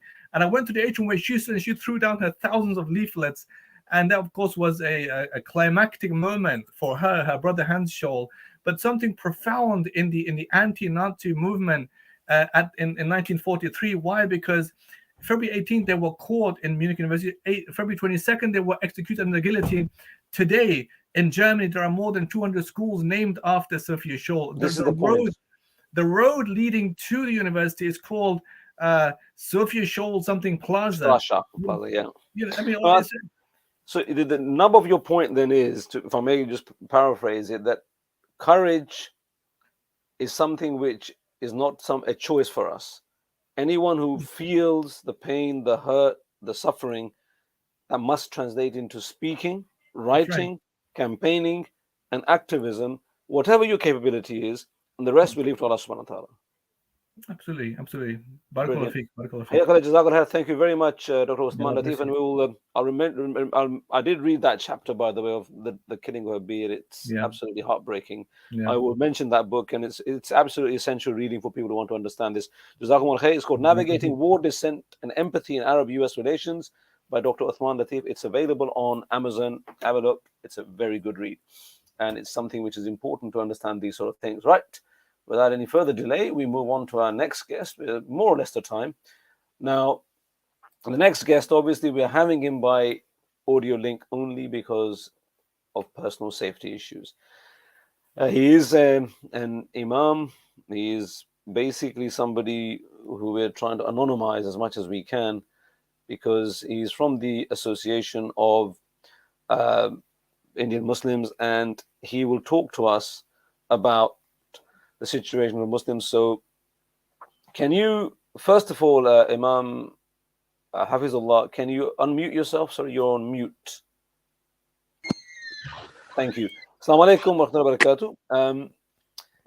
The first question I would have for you is just give us in a few minutes the typical day in India now for Muslims when they're dealing with Hindutva, in areas where Hindutva is active, in aspects of their life where Hindutva has an influence. Assalamu alaikum wa rahmatullahi wa barakatuh. Alaikum assalam wa barakatuh. Alhamdulillah, alhamdulillah, al-wahid al-qahar, was-salatu was-salamu ala nabiy al-Mustafa al-Mukhtar. Jazakallah khair, my brother, for this opportunity. If you talk about Hindutva, there are many incidents happen. I don't want to discuss the incident because everybody discuss as the best level, alhamdulillah, as the best of ability. We need to understand about Hindutva actually. Hindutva is an ideology, and they have been working since last 70 years in India, regardless of political party who is in power. They came by social engineering. They try to create a public opinion in all levels of life, education system, colleges, and schools, in police department, judiciary system, everywhere. So from as a Hindu, well accepted these false narrative spread by Hindutva, like Muslims are trouble. If you want to progress, we need to get rid of Muslims from India. Hindus are in trouble because of Muslims. So this false narrative, when set up, when this false narrative set, then you can do whatever you want. So what happened? Judiciary always assume they were criminals. So if you talk about day-to-day, incident, a incident, like many incidents happen. Before me, there were mashallah scholars, the intellectual. They have given so many examples. So let's discuss what is the solution. What should be the way forward? So what do you see? What would you like individuals to do, one, in a couple of minutes? And what would you like Muslim lands or Muslim societies and states to do, secondly? Yeah, Muslims as an individual, we have to work in the UK with all of the communities. And in Muslim lands, we have to build a narrative, and we have to tell them we are an ummah. We should unite, and as Rasulullah said, we are one ummah. We are one body. So if one part of the body hurts, so all over the body feel pain. So this kind of narrative, we should unite on the basis of La ilaha illallah Muhammadur Rasulullah in Muslim lands. So individuals, they will force to the rulers to do something, what's happening in India, in Palestine, and in other places. So this is what we can do locally and internationally. In terms of the governments, because when we look at the world today, many people have said, what is the sensation of Muslims on the ground in India when they, from your contacts, we won't mention where you might be from for your own safety, but when you speak to Muslims from India and their families, when they would hear about, this is one small drop in the ocean, this live stream, but may Allah accept it from everyone. How do they react when they hear that people are talking about this whole campaigning for them, the support for them, the dua for them? How do they feel?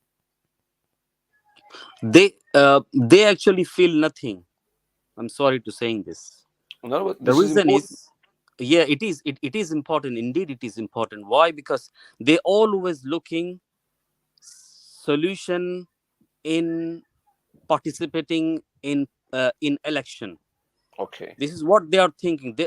What they are thinking that in 2024 the election will be coming, and we definitely elect another party. This is what they see as a solution, which is actually pathetic thinking of Indian Muslim. They should come out from these superficial thinking. But many people will say to you that just as, and it's important for you to address this, but the Muslims might say to you that just as Modi won influence, if we work hard enough, we might be able to reverse Modi's influence. Is that realistic? Say that again. Sorry, pardon. Those Muslims that have this idea, yeah, they're probably thinking that hopefully they can influence and reverse what Modi has achieved through elections. Do you think that's a fair comment on their behalf? No, it's not fair, because they have been working since last 70 years in India. Why they are working against Muslim? We need to understand that. And Hindutva is not only in BJP. We need to remember this. They are spread in other parties as well. Oh, so, I see. Now, this is very interesting. Explain, because many people only think as BJP. So if you can summarize that point. Yeah. So if you look, the recent election happened in Delhi. The all Muslim used to think about AAP party was that the is secular the party. Aam Aadmi Yes, party, Aam Aadmi party. Yeah, they were the most secular party. But what happened once he won the election? He exposed, actually. He said, "I'm the most Hindu. I'm from Brahman caste. I'm the Brahman, and I'm the radical Hindu." So this is actually but does that mean the same thing as being Hindutva? Because obviously Hindutva, Brahmins have lived in India for hundreds of years, just like Muslims. So is it the same thing in your opinion? Yes, it is the same thing, because other parties in Congress, if we look at, we never discuss about what Congress did. Yes, the reason is the majority of Muslims were in the parliament. 72 members of the parliament were Muslims. Okay, very interesting. 20 years ago, right? So whatever happened, like any massacre, any fake encounters happen, these Muslim always refer to their leaders, like Muslim leaders, these Muslim parliamentarian, isn't it? So they make them cool. They make them cool. Don't worry about it. Nothing will happen. We are in working with government. We are speaking to them. So we need to understand that whether Aam Aadmi Party or Congress or any other party, so they you are don't working. see any hope. You don't see much hope in the future for Muslims in India through the current political system, no matter who is in power. Yes, exactly. Okay, final question. There is only one hope. There is only one hope if they don't participate. And on the basis of if they come, if they unite on La ilaha illallah Muhammadur Rasulullah. And what does that mean practically then? By not doing that, how would that stop the Hindutva? just reject the idea of democracy. Just Okay. reject, just let go of democracy, because there is no solution at all. We have been suffered since last 70 years and nothing happened, and no justice happened. Okay. You know, if you look at the history of lynching, there were nearly more than 100 people have been killed on the in the name of cow protection, and none of them got punished. Can you believe it? Okay, so that's None. understood. Now, you're saying there's no protection. Finally, the people who use Hindutva, they say that Muslims are foreigners to India, that Islam and Muslims do not belong in India. How do you and how do the Muslims respond to that final point in 2 minutes? Yeah, they are even saying Aurangzeb was a foreigner as well. So they can build Aurangzeb, any you mean narrative. Aurangzeb Alamgir, who is the Mughal? Rahmatullahi alayh. Yeah, he is the misrepresented ruler in Indian history. Even though he was a soft against Hindu, and he used to fund to few temple as well, but he was misled by Hindutva. So we are not against Hindu or Hinduism. We are against Hindutva, because Hindutva is not good, not only for good for Muslims, also for any other society. So you're saying it's a bad, it's going to be damaging to Hindus and Muslims and others, not Others only. as well. Right. Imam Hafizullah, thank you very much for joining us. May Allah make the situation easy for Muslims and non-Muslims who are suffering in India and elsewhere. That's somebody whose identity we have had to anonymize, and we couldn't share his photo for his own safety because he fears the repercussions if things are linked back to him in India. Now, we're going to move on to our final guest because we have not had, actually we are running more or less of time. So the final guest we have is Mazhar Khan. Mazhar Khan, assalamu alaikum. Wa alaikum salam wa rahmatullahi wa barakatuh. It's all yours, far away. What are your thoughts and ideas for those who've been watching this live stream? Alhamdulillah, alhamdulillahi rabbil alameen, wassalatu wassalam ala Sayyidina Muhammad. Alhamdulillah, you know, a lot of people have said a lot of good things. People have taken their time and efforts to try and help the Muslims in India and raise an awareness of what's going on, because it's a very important issue. But I think one thing, maybe the elephant in the room, if you want to say that, is the global silence at what's going on. So, I mean, it's clear as day about the oppression against the minorities, of which the Muslims is the largest demographic in India, at the hands of the Hindutva thugs. Lynchings, burnings, house demolition, rape, all sorts of things. And it's just happening daily. All you need to do is go on Google, go on the news, type in a few search words about Hindutva India, and you will see that this is a daily occurrence. But what is astounding is the global silence. So where are the superpowers? Where are the Muslim countries? Where are all the nations? Why is there no response to this? And this is an issue that Muslims really need to get a grasp of and understand why this is the case. And it's not something new. We have issues and atrocities and calamities that befall this ummah repeatedly, regularly, and we respond to it. And we keep ignoring this one issue, and that is the global world today, the way it is. For example, the nation states, they're tied together by national interests, and there is a international community led by the Western world order. And we had a conference about this a couple of years ago, highlighting this point. And this division of the Muslim world into nation states, and each nation being concerned about its own national interest, this is a handicap for the Muslim Ummah.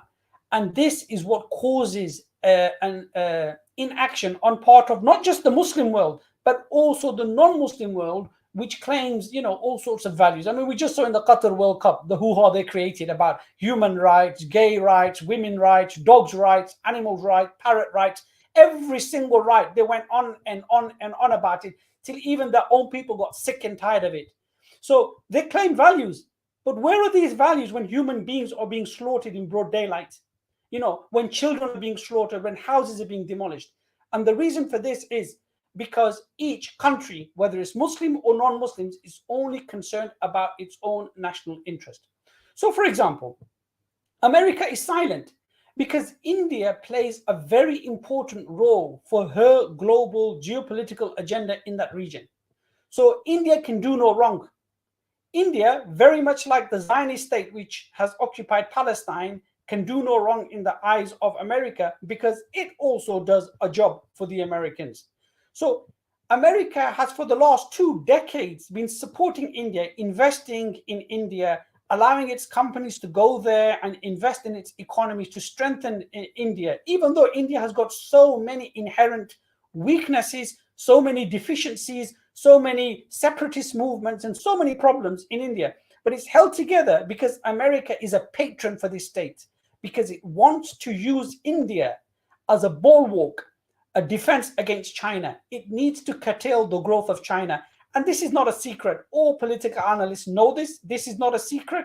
And this has been an open American plan for the last 2 decades of trying to contain the growth of China. And India is a very important player for America.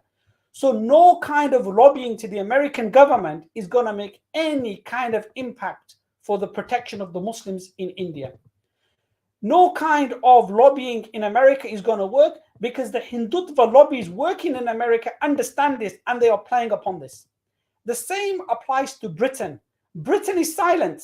You know, we saw all the rainbow flags in Qatar and we saw all about the hoo-ha, about saw the values that they claim that they believe in and they want to stand for, and they will die unless the referee wants to whip out a yellow card, and then we'll, you know, stand down on our values. But other than that, you know, we really believe in the stuff we talk about. All nonsense. Because when it comes to India, they are silent. Why? Because after they shot themselves in the foot with Brexit, Britain is struggling to try to make trade deals with the rest of the world. They are struggling to make even trade deals with the former colony in India. And India even has Britain over a barrel when it comes to a trade deal.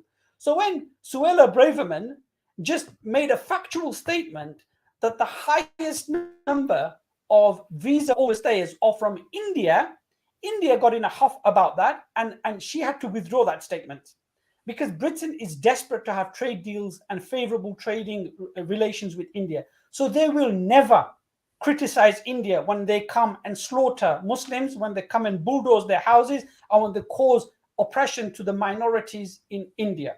So you've got MPs here who are paid up members of the Hindutva lobbies, like your Bob Blackman, the Tory MP, and many other.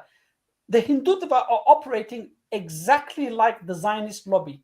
Then the Zionists are inherently weak and Hindutva are inherently weak. But because they are at the moment serving an interest for the global powers, Britain and America, they can do no wrong. And America and Britain will not criticize them. So if we believe that we can lobby our MPs and we believe that we can go to Can I just come in there, Mazhar Khan? I mean, you paint a picture which is that this is where India's got these people in their pocket and the Western states have got India in their pocket. So many watching and listening will think this is very fatalistic. What are we going to do? No, not at all. This is the whole. This is what I'm going to. We should absolutely not be fatalistic. And a couple of the speakers have meant this. We should be optimistic. We should be hopeful, and absolutely we should be hopeful because Allah is on our side. Fate is on our side. The truth is on our side. So we've got nothing to lose. We have to be absolutely to be optimistic. But we need to be optimistic with our eyes open so we don't walk into dark alleys. It's no point being optimistic and going to the devil for help. It's no point being optimistic and jumping down a well. You need to be optimistic, but you need to walk the path. Okay, and so this is what I want to focus upon. We as an ummah are not weak, right? Just get that out of your head. You know, the ummah is weak, the ummah is this. Ummah is not weak, the ummah is not poor, the ummah is not small. We are almost 2 billion in number, right? Qatar can spend 220 billion pounds on a football tournament. Don't tell me we're poor. Saudi Arabia can spend something like $319 billion on phase one of the NEOM project, right? They can spend billions on paying a football player to play for a Saudi team. We are not short of money. We are not short of manpower. We are not short of anything. We are short of we lack a political will. If we lack a political will. So for example, India is inherently weak. Why do I say that? India is dependent upon the Muslim world. So for example, 50% of the liquid natural gas comes from the Muslim world. Over 50% of the coal imported into India comes from the Muslim world. 60% of the total remittances that come to India are from the Muslim world. And that totals $50 billion per year, right? Yep. We don't have to talk about jihad. We don't have to talk about anything like that. All Saudi Arabia, Oman, Qatar, Bahrain, Dubai, Kuwait, all of these countries, all they have to say is to India, take all your citizens back. We will take people to work in our projects from Pakistan, from Bangladesh, from Nigeria, from Yemen, from Egypt, from Morocco, from wherever, but we're not going to take them from you. Yeah? They'll quickly fall into line. Absolutely, they'll fall into line. But there's no will. There's no political will on the part of the Muslim world. They're supplying them oil and gas. India is in desperate need of energy. If it wasn't for the Muslim world, Indian industry would grind to a halt.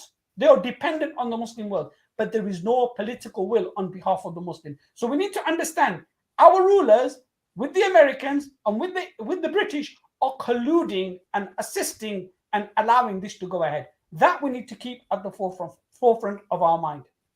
Now, how are we going to resolve this? How are we going to help? Now, the hadith has been quoted by many speakers before me that if you see an injustice or a munkar, change it with your hand. If you're unable to, change it with your tongue. People always overlook the first port of call. And I've mentioned this many times when I've given talks and speeches around the country. The first port of call of forbidding the munkar is with your hand, which means authority. Islam needs to be in a position of authority. When Islam was in a position of authority, it is able to forbid the munkar and enjoin the good and protect the rights of the Muslims, the non-Muslims, the animals, the ecosystem, everything that Allah has created. Islam can protect the rights of that thing if Islam is in authority. Unfortunately, Islam is not in authority, right? That's why we don't have a political will, because we can solve these problems literally. So how do we get there then? So how do we get there? Let's just get. So let's talk about what we can do. Let's talk about what we can do as individuals right now. You've got about 4 minutes. 4 minutes. I'll be briefer than that. Perfect. Like if we go to the politicians, these politicians have been paid for by lobbies, right? And their power is stronger, right? You're not going to get much from them. However, we must create an awareness. Every channel that you can use, create an awareness, like what we're doing tonight, right? Talk to people, creating an awareness. But more importantly, all as Muslim groups, all the groups that have taken part today, credit to all of them, every single one of them, credit to all of them that we are taking part in this. Because when we speak as one ummah, and when we speak with a unified voice, but most importantly, when we speak independently, we have a voice that can be heard, which is clear, uncompromising, and it can create an influence. And I'll just give you one example. People say, oh, brother, how can you counter all of this? Look, yes, we need a state. We need the ummah to be unified behind one imam who protects the rights of all people and animals, right? And that is the Sultan of the Muslims. We don't have that. But we can still raise our voice independently. So the one example I'd like to give to you is prevent. This toxic policy introduced way back by Tony Blair, the Labour government, and now supported by the Tory government. Every single party in Britain supports prevent. Every single MP supports prevent. Every institution in Britain supports prevent. The media supports prevent. But we as a Muslim ummah, we spoke independently against this. And I personally have been speaking against this from its inception over a decade ago about this. And we single-handedly, as a Muslim community in Britain, have exposed this toxic policy, which have put it on the back foot. And, we have pushed it back. We have pushed back this policy and created it and let people know that it's toxic So much so that other people are now also echoing what we, the Muslim community, are saying, and we have pushed it back. So what I'm saying is, with a policy like Prevent, when every political party was behind it, and we had no allies on the side of the Muslim community in Britain, even our MPs were siding with Prevent. Even Muslims involved in official positions were supporting Prevent. But because we, as a Muslim community, spoke independently, without our strings being pulled, and speaking courageously on this issue of Prevent, we were able to make an impact and let the other journalists and other people see it. So then other people pick this up, and we create a momentum against this toxic, racist, Islamophobic policy. We can do the same as individuals on this policy of Hindutva, and all of us need to speak about it. Because you know what? It's not just an issue. People are being killed in India because of this. Houses are being bulldozed, just like Palestine. It is a mirror image of what's going on in India, is a mirror image of what's going on in Gaza and the West Bank in Palestine. The two have too many parallels. If you give me another 2 hours, I could detail and illustrate all the different parallels. But these are two issues that mirror one another. And we as a Muslim Ummah need to come together and speak about this independently, unitedly. Perfect. Thank you very much. Your time as well. Exactly 4 minutes there. That's Mazhar Khan giving us his thoughts and ideas. Well, 3 hours have flown, literally. We are sadly coming towards the end. You'll have the pleasure of Roshan, Muhammad Saleh, and myself just to wrap up the different themes of what's happened today. Roshan, are you there? Ah, there you are. You are there. Islam, Bashara, how are you feeling? You must be so tired. 3 hours non-stop. Flagging a bit? My throat's gone a bit croaky, but other than that, no, it's been very informative, very impressive with a lot of the different perspectives, thoughts, and ideas. Mashallah, and your videos are very to the point. They spelt out and sort of showed what's been going on in the last few years in particular. Yeah, I learned loads myself. I mean, I must admit, Islam in India is not my strongest point. Of course, I'm just like the layman in terms of my knowledge about the Hindutva in India. So I learned loads from today's feed. And I just thought it was an amazing effort by so many different Muslim organizations. I should probably give a shout out to Brother Abdul Wahid, whose idea this was, and who ultimately has initiated this and pushed this for the last few weeks. And we've kind of just taken his lead. And yeah, just an amazing effort. It just shows what we can do if we collaborate with each other. And I was thinking personally about, my personal contribution to this. And I think we all have to think in those terms. How can we take this forward as individuals, as organizations? And I think this has renewed my commitment from Five Pillars point of view to actually hire a correspondent in India, that we can, I think that's one practical thing that we can do, because ultimately this is potentially even more dangerous than Zionism, isn't it? Because you got 1.5 billion people, or however many in India. You got nuclear weapons. 250 million. Yeah, exactly. So Muslims, potentially, this literally could lead to a Holocaust of 20th century proportions. And I think we can't wait till they get the pitchforks out. I mean, they've already got the pitchforks out, but we can't wait till that happens. Well, you can't wait until the extermination camps or the concentration camps. So exactly. Nazism in the 30s created the groundwork. Exactly. The public, as Dr. Uthman so eloquently said and explained, it created a framework for people to effectively, there's a very famous poem. There's a couple of poems I want to share with you. I'll let you finish on that a bit, Bashar. I'll just finish off really quickly and just say that, so from Five Pillars point of view, our commitment is to cover this issue on a regular, we already do, but in even more depth, and perhaps even hire a correspondent in India. And inshallah, you guys watching this stream, have a think what you can do individually, as communities, as organizations, as an ummah. And with that, Jazakallah khair to everybody who has stuck with us for 3 hours and commented. And, alhamdulillah, this has been a great stream and a great achievement by all these organizations. With that, I will hand over to you, Bashar, to finish off. Stay with me. I mean, I will say, we all need to support the likes of Five Pillars. I do. I don't say it because I want Russian to know, but look, at the end of the day, this couldn't happen if Roshan and Dilly didn't set this up all those years ago. And look where we are now. Alhamdulillah, it's become a voice for the Muslim community to understand and get. I regularly pick up stuff off your feed for when I'm doing various things. And alhamdulillah, you don't know that, but I'm telling you now, and you get a lot of reward for that, because it takes initiatives. We are all busy.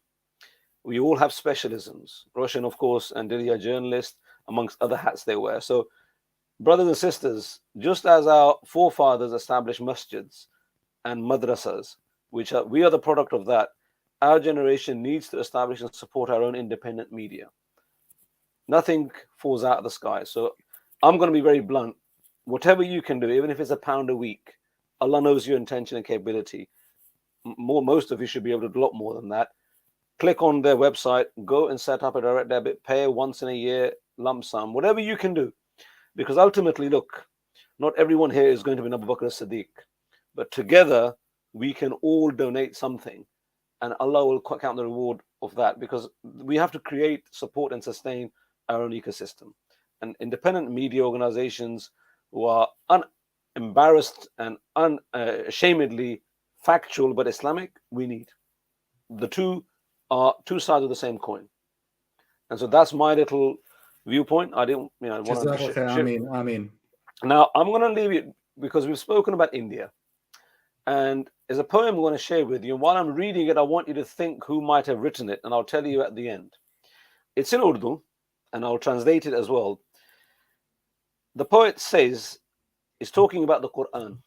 Amal ki kitab thi, dua ki kitab bana diya. It was a book for actions, practical actions. You have turned it into a book of supplication or prayer alone. Samjhne ki kitab thi, padhne ki kitab bana diya. It was a book to read, to understand, to reflect upon, and to act upon. You have made it into a mere book to read without understanding. Zindaon ka dastur tha, murdaon ka manshur bana diya. It was a code, a constitution for life, for the living, for humanity. You have turned it into a manifesto for the dead. You read it for your dead only. Jo ilm ki kitab thi, usse la ilmon ke haath thama diya. That which was a book of knowledge, high-level learning, you have handed it to those, by and large, who are not capable of understanding it. Tashkir kainat ka dars dene aayi thi, sirf madrason ka nisab bana diya. It came to give knowledge of creation, Islam, to all of humanity.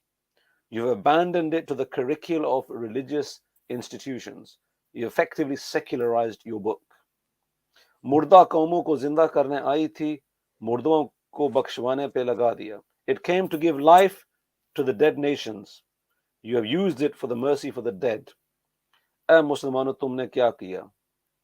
O Muslims, what have you done? This poem was written by a former president of India, believe it or not. His name is Dr. Pandit Sharma Dayal. This is a Muslim, not a Muslim, he's a non-Muslim who understands the power of Islam, how Islam impacted and affected the world, the transformative power of Islam. And as Muslims, we shouldn't be embarrassed about this, alhamdulillah. We should be proud of it. And this is a learned non-Muslim. He was of the Hindu faith. He was a learned, well-read man, and he wrote this poem in Urdu. He was even fluent native speaker Urdu. So with that, what we say is this. As Muslims, we have an obligation to speak the truth.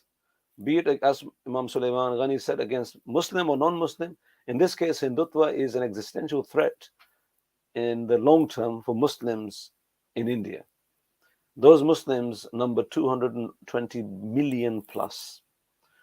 Allah subhanahu wa ta'ala will ask and account every one of us for what we do. And I will finish with what I started the first poem, if you missed it, because again, it's a very beautiful reminder. Ibkil yawma buqa an-nisa'i ala mulkin lam tahfaduhu hifz al-rijali. This was what the mother of the last Muslim ruler of Andalus said to her son. Cry like a woman because you failed to defend your land like a man. We all have tears when we see those poor people being beaten to death, being humiliated, being oppressed. Those tears should drive our hearts and actions. to actually speak the truth, to support each other, and to unite as Muslims as we have done today. And I will conclude with a short dua, inshallah, which we are all familiar with, and that after that we finish. Bismillah, salatu wassalamu ala rasulillah. Allahumma ayyid al-Islam wal Muslimin. Allahumma ayyid al-Islam wal Muslimin. Allahumma ayyid al-Islam wal Muslimin. Allahumma ansur man nasra dina Muhammadin sallallahu alayhi wasallam. Waj'alna minhum. Wakhzul man hazla dina Muhammadin sallallahu alayhi wasallam. Wa la taj'alna minhum. Allahumma arina al-haqqa haqqan warzuqna ittiba'ah. Wa arina al-batila batilan warzuqna ijtinabah. Allahumma thabbitna ala al-Islam. Allahumma nawwir qulubana bi nur al-iman, bi nur al-Quran, bi nur al-Islam. Ya Rabbal Alameen, liberate all of the oppressed wherever they are. Deliver your justice through your deen, through your servants, through your slaves who are watching this program and elsewhere. We pray to you because you are the one who can, by saying kun fayakun, make our situation easy for us. Make us worthy of those who follow the sunnah of your beloved Habib al-Mustafa Muhammad sallallahu alayhi wasallam, his companions, the male and female companions, and all of the right Muslims. And inshallah, we pray to you to forgive our shortcomings, forgive our sins. Wherever somebody is oppressed, deliver them of oppression. Wherever there are people who are unwell, grant them shifa. Wherever there are people who are oppressed, deliver them from oppression. Wherever people are locked up in prisons, free them. Wherever people are misguided, guide them. Wherever people have passed away, forgive them. Amin ya Rabbal Alameen. Wa jazakumullah khair for watching. Assalamu alaikum wa rahmatullahi ta'ala wa barakatuhu. Amin ya Rabbal Alameen.